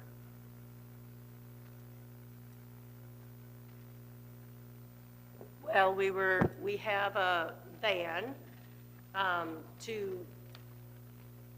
we bring tables and things like that. It's the only transportation the community center employees have to go to different parks, different special events. It is the only enclosed vehicle that we have for Parks and Rec to load, the night before for the Christmas parade and things like that. So does it have to be, we were going for a smaller van than what we have, and we were going to use the van that we have right now and move that into an irrigation truck.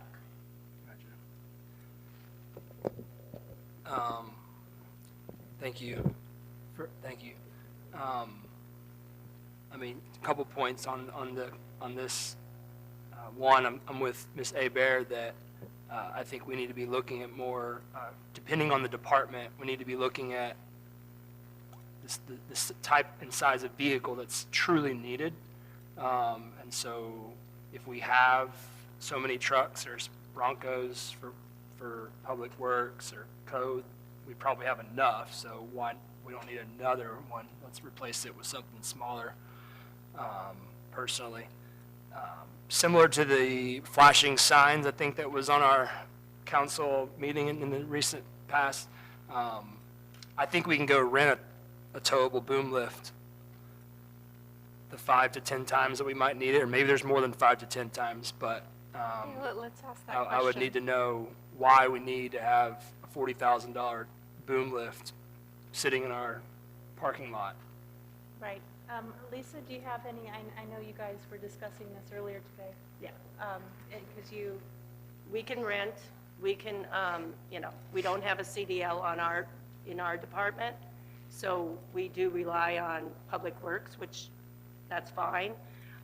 It is a little tough, you know how cramped Morgan's is, to get in between for fencing with the, what do you call it, your boom truck? The bucket truck. The CDL does what? That's what you have to have to do the towable one? Not the towable, not the, yeah. the bucket truck. So we Right. can't, my staff doesn't, Right, cannot but use we theirs. can rent a We can, towable boom and lift, that's what we right? do.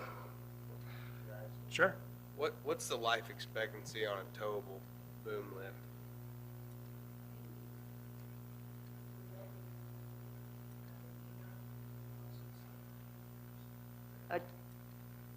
What do they get? Any idea what they get to rent one, and how often do we use it? I guess I'm talking too much. I'm just short. I'm sorry, Johnny, or sir.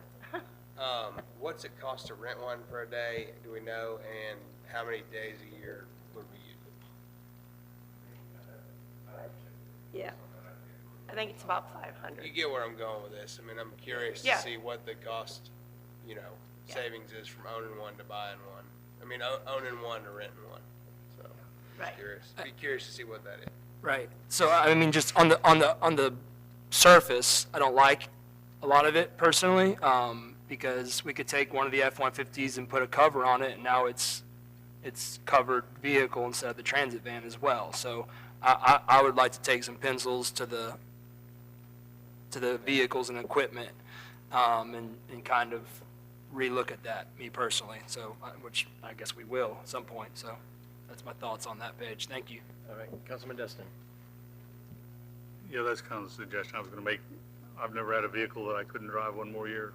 I drove my pickup truck for 9 years and it's still being used. That's a way to not spend that money.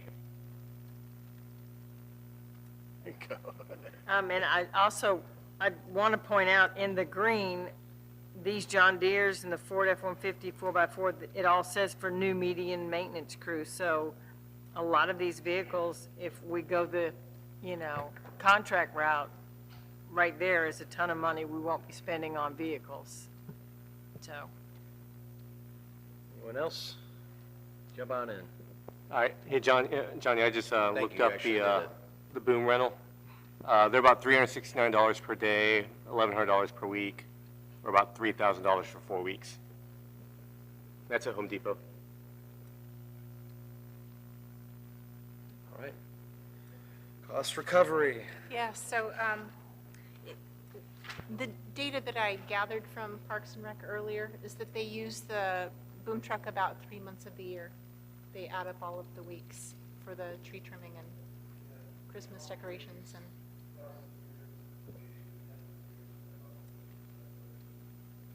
then all the the live oaks and the shrubbery around Morgan's, and So, yeah, that would be about 9,000 a year in rental costs.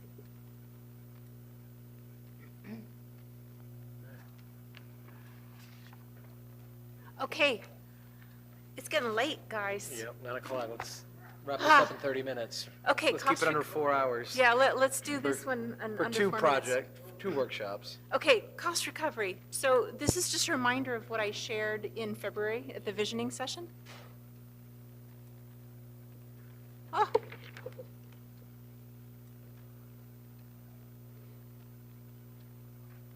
Sometimes you gotta run, Kevin. You're just on the edge of your seat. So cost recovery. Why? So this is just back to the continuum, right? All public benefit, use your ad valorem taxes, mostly individual benefit, charge a fee. So we've got, recreation users are kind of fall in the middle. There's a lot of public benefit to occupying our children and our seniors, but it's also a lot of individual benefit. So where we are now, here are the updated fund balance projections, assuming we make no changes in our fees. And you see 2028 where the numbers start going negative. That really ties the hands of future councils. So let's try to fix this. Why are there challenges to our general fund balance? Number one is the building permit fees were set too low, and the building fund is not covering its own costs. So let's see, the next one is developer fees and impact fees are too low. So here I've made a list of projects that we've had over the last, that we have on the list for 2024 to 2029.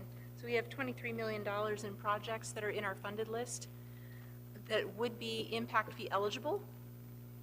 But we're only using $2 million of impact fees because that's all we have in the bank account. So I had to come up with another $21 million from other sources to do these projects.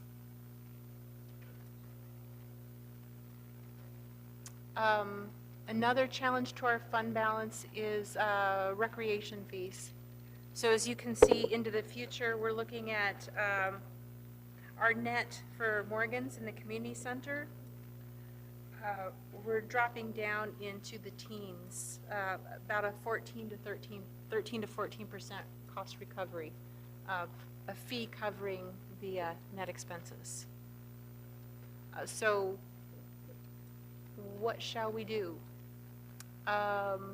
One that we're considering that we're going to bring to council is the registration fee on the condos.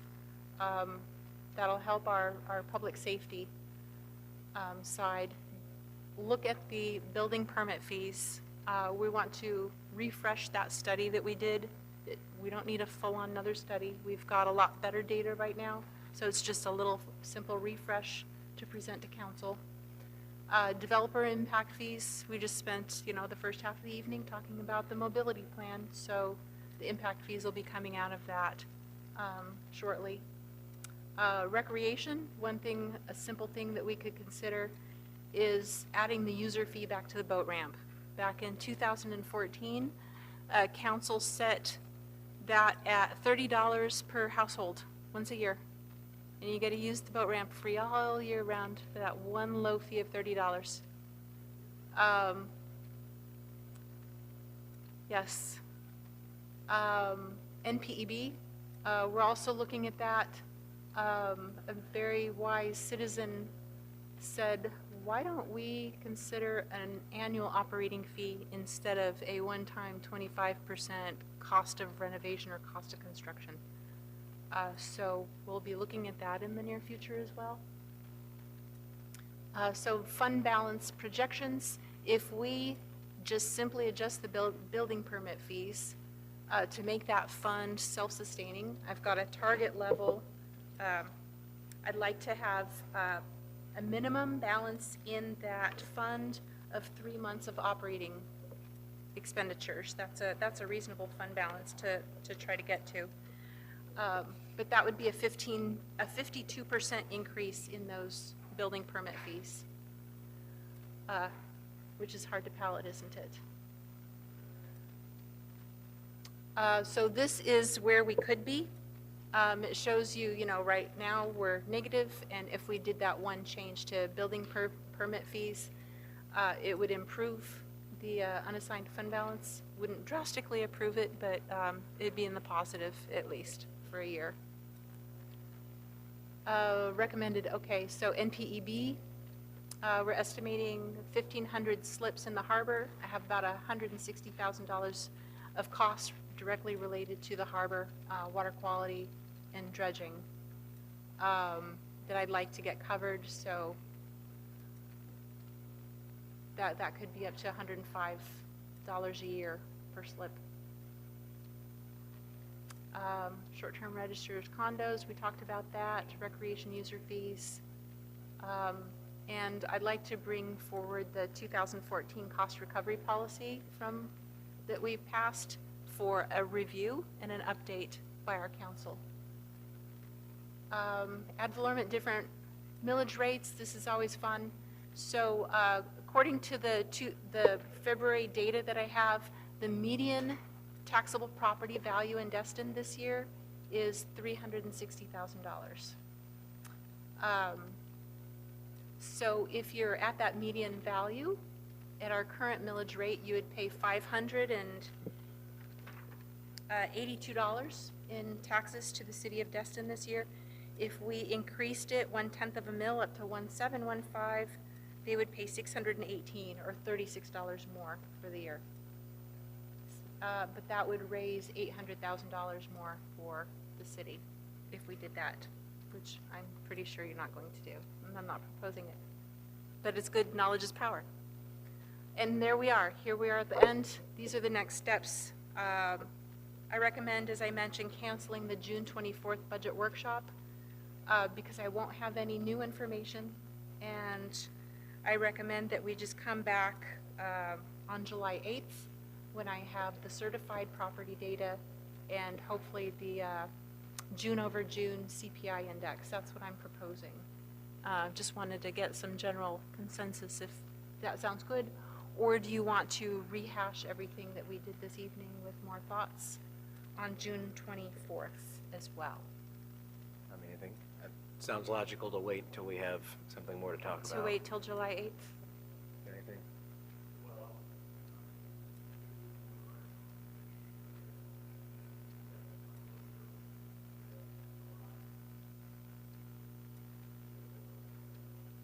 Okay, good.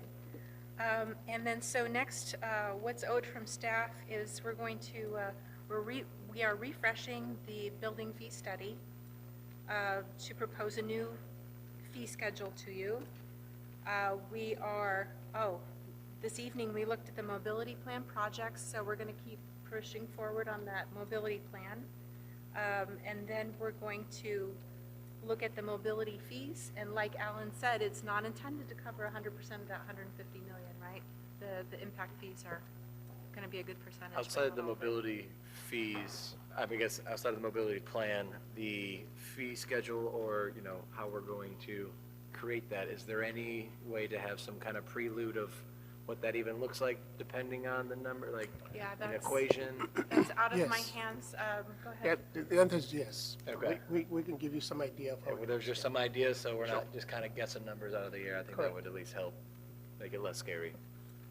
Yes, I think we agree on that. Then we also going to look at revising park and library and public safety impact fees, but that's probably not this year. That's probably a future year. Looking at the short-term rental registration and looking at parks and recreation, looking at that cost recovery schedule for recreation from 2014. So there we are at the end of it.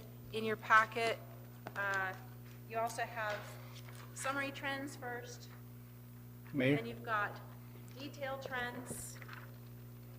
Then you also have all of the detail for every little operating expense, all their counts of contractors and so forth. Then you have the CIP summary.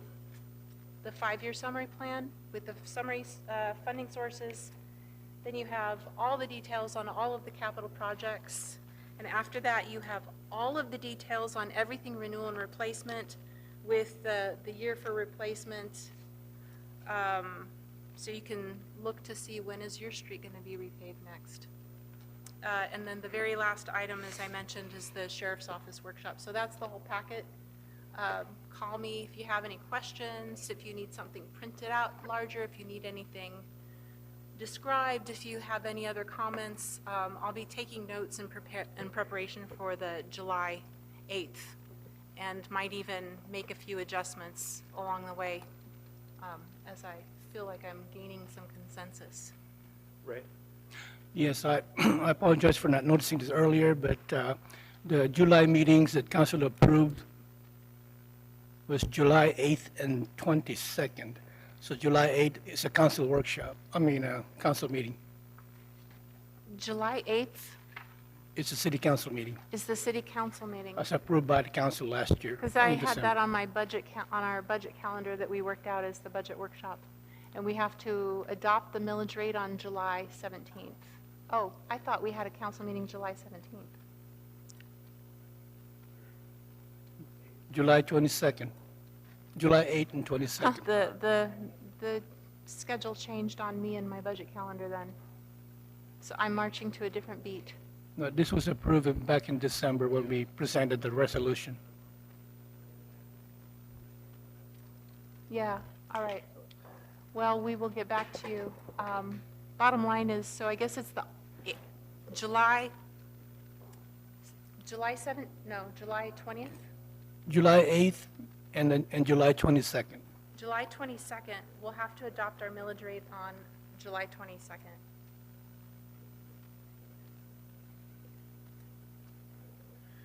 All right, All right. we'll get back to you with a budget workshop number 2 Yes, sir. meeting. All right. All right, Louis. All right. All right, final thoughts, going down. Let's go down the list. Got anything, John? All right, Councilman Destin. I do. We've not given any direction on what is probably the most dramatic and most important increase, which is the fee increase. And I like user fees, and as a concept, they're good, but we need to re-quote this. When user fee type services cover their own cost, taxpayer dollars are freed up to increase services. They're also freed up to give back to the taxpayer. As far as the building permits, it looks like you're asking for a 52% increase. When we double the time, when we shorten the time by half, I'd be willing to consider that. But to increase dramatically for the kind of service and time it's taken to get them now, I would not support that. The recreational fees, that's one of the few things that we actually gave to the city of Destin when we incorporated. We gave them recreational opportunities. Many of them could not afford if we double the fees or go up dramatically on them. That's the one thing I've always felt good about. So we're going to have to talk long and hard about that. And going and charging for the boat ramp, that's going to go over as not so well at all. And so some of these fee impacts that you're talking about raising, they don't have my support at this time. I will listen and see how you justify them, but I think they will not have the support of the folks that live here either. And one example is our property tax. The great majority of it's paid by people who live outside of the city of Destin. The fees that we charge people who come and do business every day in Destin, that's paid by almost all residents of Destin.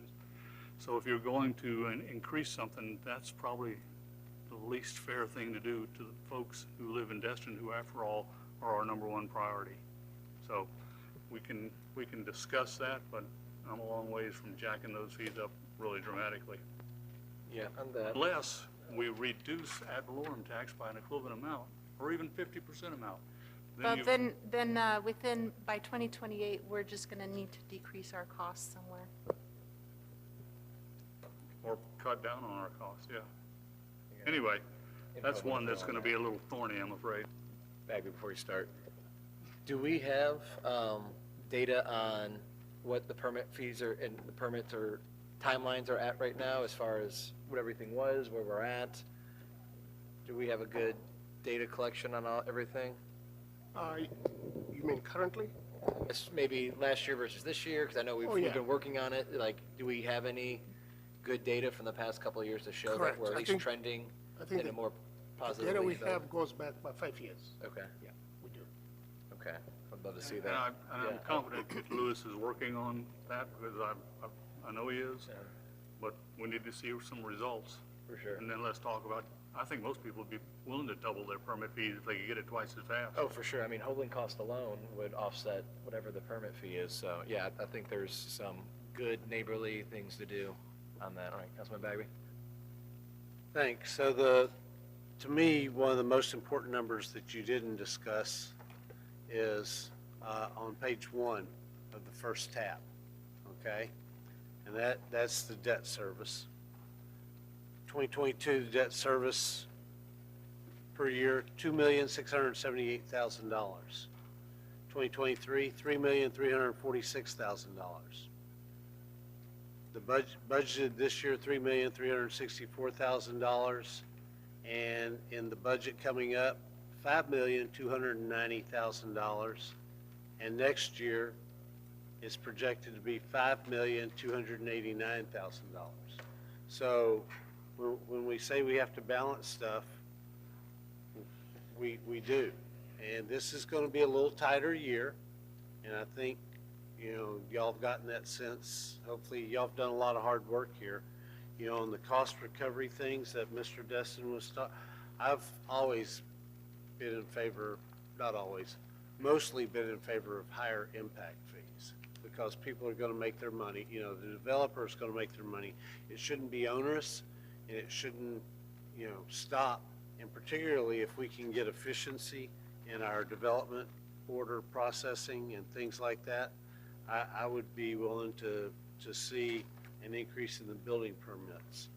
The recreation fees, I agree, we should review the schedule, because we said this is what we want to do, and that's not what we're doing. We're not even following our own rules. I agree that just like we did in the current schedule, we ought to set a lower recovery for residents, which we have, and then a higher percentage recovery for non-residents. And that might help the mayor. Yeah, we're doing that. I've had a couple people Yeah. now want to annex, like, you Yeah. tripled my price. Yeah, of course we tripled your price. And we're going to quadruple your price because you don't live in the city limits of Destin. And we want your kids to play, but we want you to help us pay for the facilities we're providing as a city for your kids or your group or your whatever. So I think we need to review the schedule, but I agree with Mr. Destin. We've got to make it very friendly for our residents. Whatever the cost recovery is for non-residents, that's what the cost recovery is.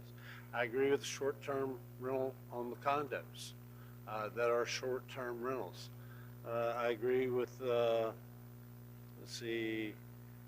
explain to me the NPEB, because if I just redid my dock last year and I paid 25% or whatever the percentage was, now you're going to come to me and say, oh, by the way, next year you owe us $150 or whatever amount we set.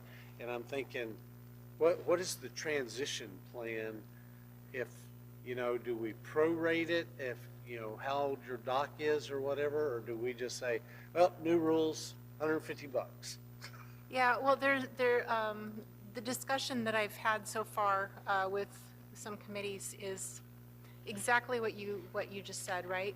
They're referring to a particular person this year who paid the highest NPEB fee collected by the city ever. But that person also happens to be the one who said, hey, why don't we go to an annual operating fee? We're not covering these costs. We're not keeping our harbor up to where we would like it to be. So then, of course, there are the discussions on, well, public benefit. Everybody in the city somehow is related or has some sort of benefit related to the harbor. So it should just be taxes. Ad valorem just should pay for all of it. And then we've got the other side, well, I just paid my 25% of my costs within the last 5 years. So what is the transition? Can you give me some sort of abatement or something? Our records, remember, we changed from the MCCI to the EnerGov in 2023. Before that, I don't have an easy way to access, to know exactly who paid before that. We could have some kind of little, maybe, an appeal process where they come and they say, no, I just paid mine in 2022 and here's my proof. And maybe there's a way to prorate that or give them a couple years leeway or something. So we can discuss all of those things. Yeah, because it refreshed my memory, but the current way it is valued is on the dock, right, on the size of the dock or whatever, or the board feet. Construction costs. Yeah, Construction construction costs. costs, So- yes. So, see, I see a fairness in that, because if I build a slip for a 60-foot boat, as opposed to I build a slip for a 23-foot center console boat, obviously the 60-foot, not obviously, but it should cost a lot more, so I pay a lot more because Right. I'm on the. And there was another on the fixed, proposal. let me get to my question first. On the fixed rate, so if I have a 23-foot slip and my neighbor has a 85-foot slip, we're both going to pay $105. Well, see, that was the other proposal is maybe just charge the commercials and not the residentials, or charge them different fees. What I've seen with special assessments for canals down in other counties where I've worked is it was based on linear footage, linear water frontage instead. So there are a lot of different options to consider. Obviously, in finance, I prefer an annual reoccurring revenue as opposed to, so the average NPEB fees that we collected from, and my records only go back to 2006, $24,000 a year. And I have minimum $60,000 a year in costs between the electric for the pump and the water testing and all of these other things. So just historically from 2006 to now, it just hasn't been covering, but maybe that rate is good enough, that Yeah. coverage rate, Okay, so but it's something to consider. you guys have done a lot of good work, and this is our first workshop, and we throw out a million ideas, and some of those balloons float, and some of those balloons get shot down, and I think we've got a good sense, or hopefully y'all have a good sense.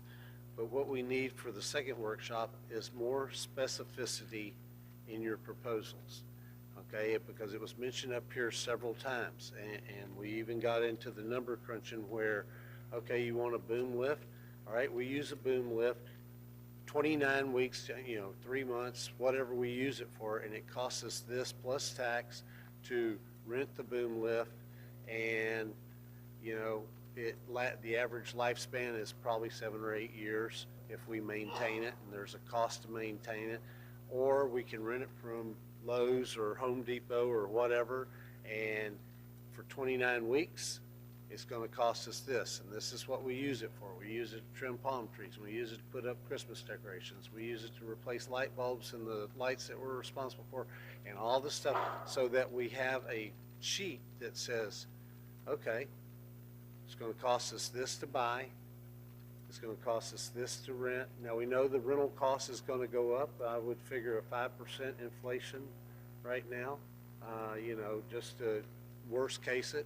So if we rent it, we go that route. It's $20,000 this year. It's going to be $21,000 next year. Okay, so, and you just go up, and let's see over the lifespan of that boom. So you got to really get into the detailed analysis of what we're doing. The streets, we could probably redo half the streets in this city need work. So I don't have a problem with the 3.6 million. I wish we could do it more, but then that goes back to my number one issue of the $5,290,000 and $557 debt payment that we are in, and we all know how we got there. We've grown, we've got some property, beachfront, harbor front, and that will be a legacy that can never be taken away, but it also takes it off the tax rolls and it also adds to the debt rolls. And that's the whole balance of this, what we do up here. So I think you guys have done great. Sharpen the pencils a little bit because there are we haven't even gotten to other council projects, or the mobility study where we're going to fix the intersection of Stallman and 98. So thank y'all. Councilman Dustin, did you have anything to add? I saw you poking. All right, good deal. Yep. Done. Thank you, sir. Yeah, Crystal, thank you for doing this. This is, an incredible feat. So it is amazing to me every year. So thank you for standing there and presenting to us. I don't like the idea of doing the boat lift or the boat ramp deal. We got too much hell for not doing it before, and then people were elated when we got rid of it. My people were anyways. I would like to recommend, and I've talked to some other folks about this, but could we not, our BTRs I know that there's a cap of what we can add to that, but before, and I will say this because John Stevens was not even thinking about running for city council at the time, and he mentioned that to me. So we're not breaking any sunshine laws, but he brought that to my attention. We kind of asked around, and I think that there are some areas where we could increase that. Yeah, Kim Kopp can confirm, but I believe the statute says we can increase by a maximum of, is it 3% or is it 5%? Anyway, it's written in the Florida statute, and we're not allowed to But we could increase it if we had a good reason. Yeah, either way, that's not, I think that what we were talking about, sharpening the pencil here, Right. We just in our kind of scrambling. Yeah, to be honest, if it was up to me, the BTRs, I would completely redo the schedule, and it would come down to 3 fees, and you'd fall into one of 3 categories. Unfortunately, the statute is not allowing us to simplify, and has been one of the reasons why our EnerGov system doesn't work very well. But yeah, that one is very tightly overseen by at the state level. But I get your Yeah, where regardless, you're we going. can pull it from somewhere else. I don't think in the world's luckiest fishing village that we need to charge the people $30 to launch a boat. Personally, that's just me. Something that I noticed, and it was brought up, that we don't want to handcuff future councils. We don't want to put them in a bad position. That's just the nature of a city council. The last council kind of handcuffed us in some ways. And we added on to some of those things, and we got rid of some of those things, and I think we did some really cool stuff. But in the process, we handcuffed future councils. So I think that's just the nature of elected officials and what we do. So I would like to see in the future, and I know that we didn't talk about this. We talked about replacing the windows in the roof and this and that, but what's the discussion going to be like about, are we just tiptoeing around the fact that we're going to have to tear that building down one of these days and we're all going to be heartbroken? My dad was telling a story the other day about me going to child care there, or summer camp there as a little kid, and it told a story. I don't even remember. That's how young I was. So, yeah, no, yeah, maybe, yeah. But that's an old building, and to piggyback off of what Mr. Bagby had to say, that intersection right there it's a nightmare. We own a lot of property right there, which is nice. So if the time ever does come to renew and replace that building,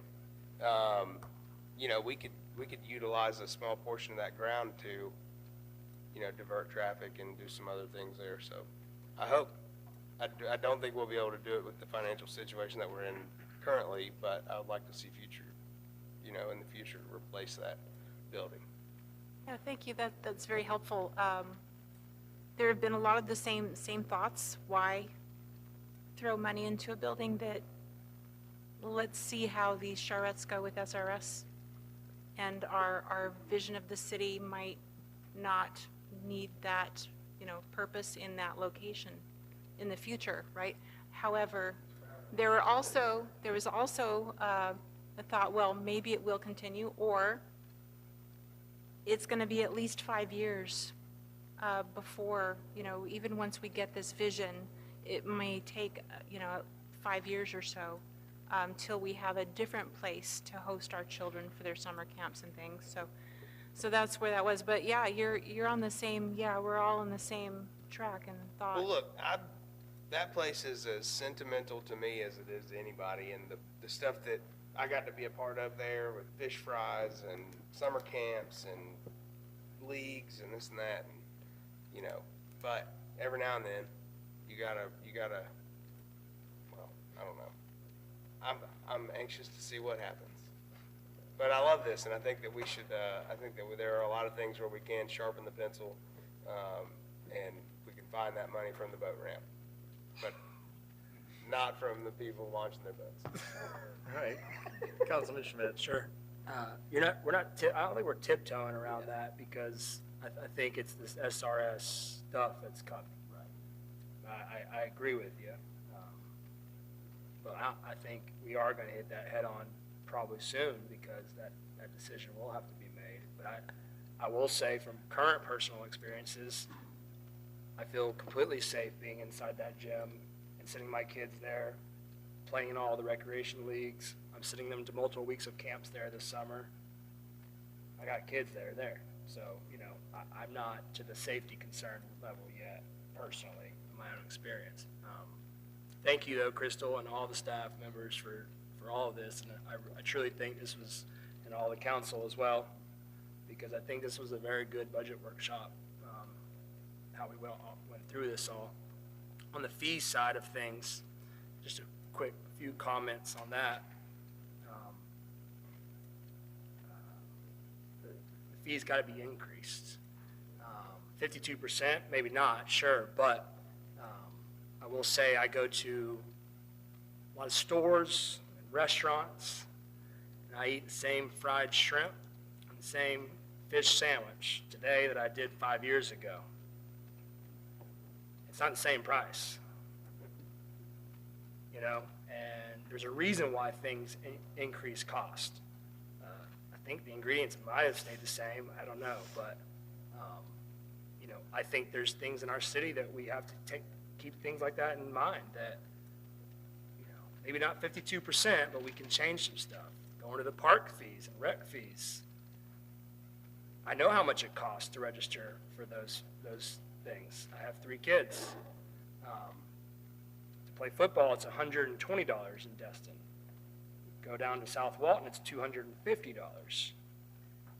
I'm not saying to do that, but raising it 10, 20%, I guarantee you, with the parents that I mingle with on a daily basis, are not going to not sign their kid up because we raised it by $25 or whatever it is. So when that time comes, I really hope that we all take some of these things into consideration, that 30 years ago we provided recreation to be an avenue for kids to go have fun for free or whatever. Well, things changed, and I think many parents and families would be okay with some minor increases to, again, make sure we're giving them the benefit of something, just like with the building stuff. Yeah, we would love to pay double if we get that permit. I don't want to pay 30% more for my football registration if I'm going to get the same exact thing this year. I don't want to pay more at a restaurant if I'm going to get the same exact thing. That's a choice I make when I choose to go to a restaurant or that store or whatever, So, but thank you all for all the time and effort already put into this, and I look forward to the next one. Can I add something to that real quick? Jump on in. So even if we do raise these fees for recreation, can we offer something like in schools where they offer reduced lunches, so reduce fees for families that can't afford it, and the ones that can are able to pay the extra money? Just another idea. Kim, you got anything? Just kidding, it's a habit. The only thing I had to add that I knew it wouldn't be in the budget, but the Destin Aquatic Center, Kathy Hebe reached out to me and was requesting our gracious donation, and she wasn't anticipating it, but she reached out to me saying in the past, I guess the city council has provided $25,000 in funds, and so she was asking to consider that. So I guess as a workshop, just kind of, as you guys as the voting body, are we for that? Is that something that we can carve out for them, that you guys are in favor of?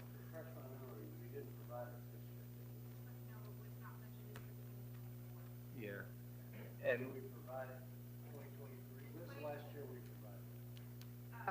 Got to keep my mic on for the tape recorder. In 20, gosh, let me think. It was not budgeted for in 2024. In 2023, she came before the council and said, I don't really need it, but the county told me I have to ask Destin for it, and we gave it to her, just $25,000. And the year before that, it had been budgeted. So, but 2024 is the first year that we haven't done it in a while. But as you know, there's the whole history of the millions of dollars that we poured into the YMCA and building those pools, and yes. Well, should I just invite her in to give us a update? And yeah. Yeah. And I told her, hey, you're in luck. We're having one tonight. It just so happened that she reached out to me today, and so I figured I'd bring it up as just kind of a feeler.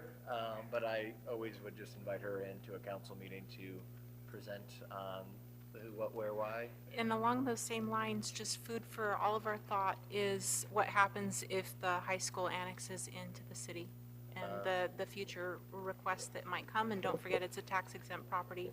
Yeah. So anyway, just something to tuck away into the back of your minds. What kind of liabilities are you worried about with that property?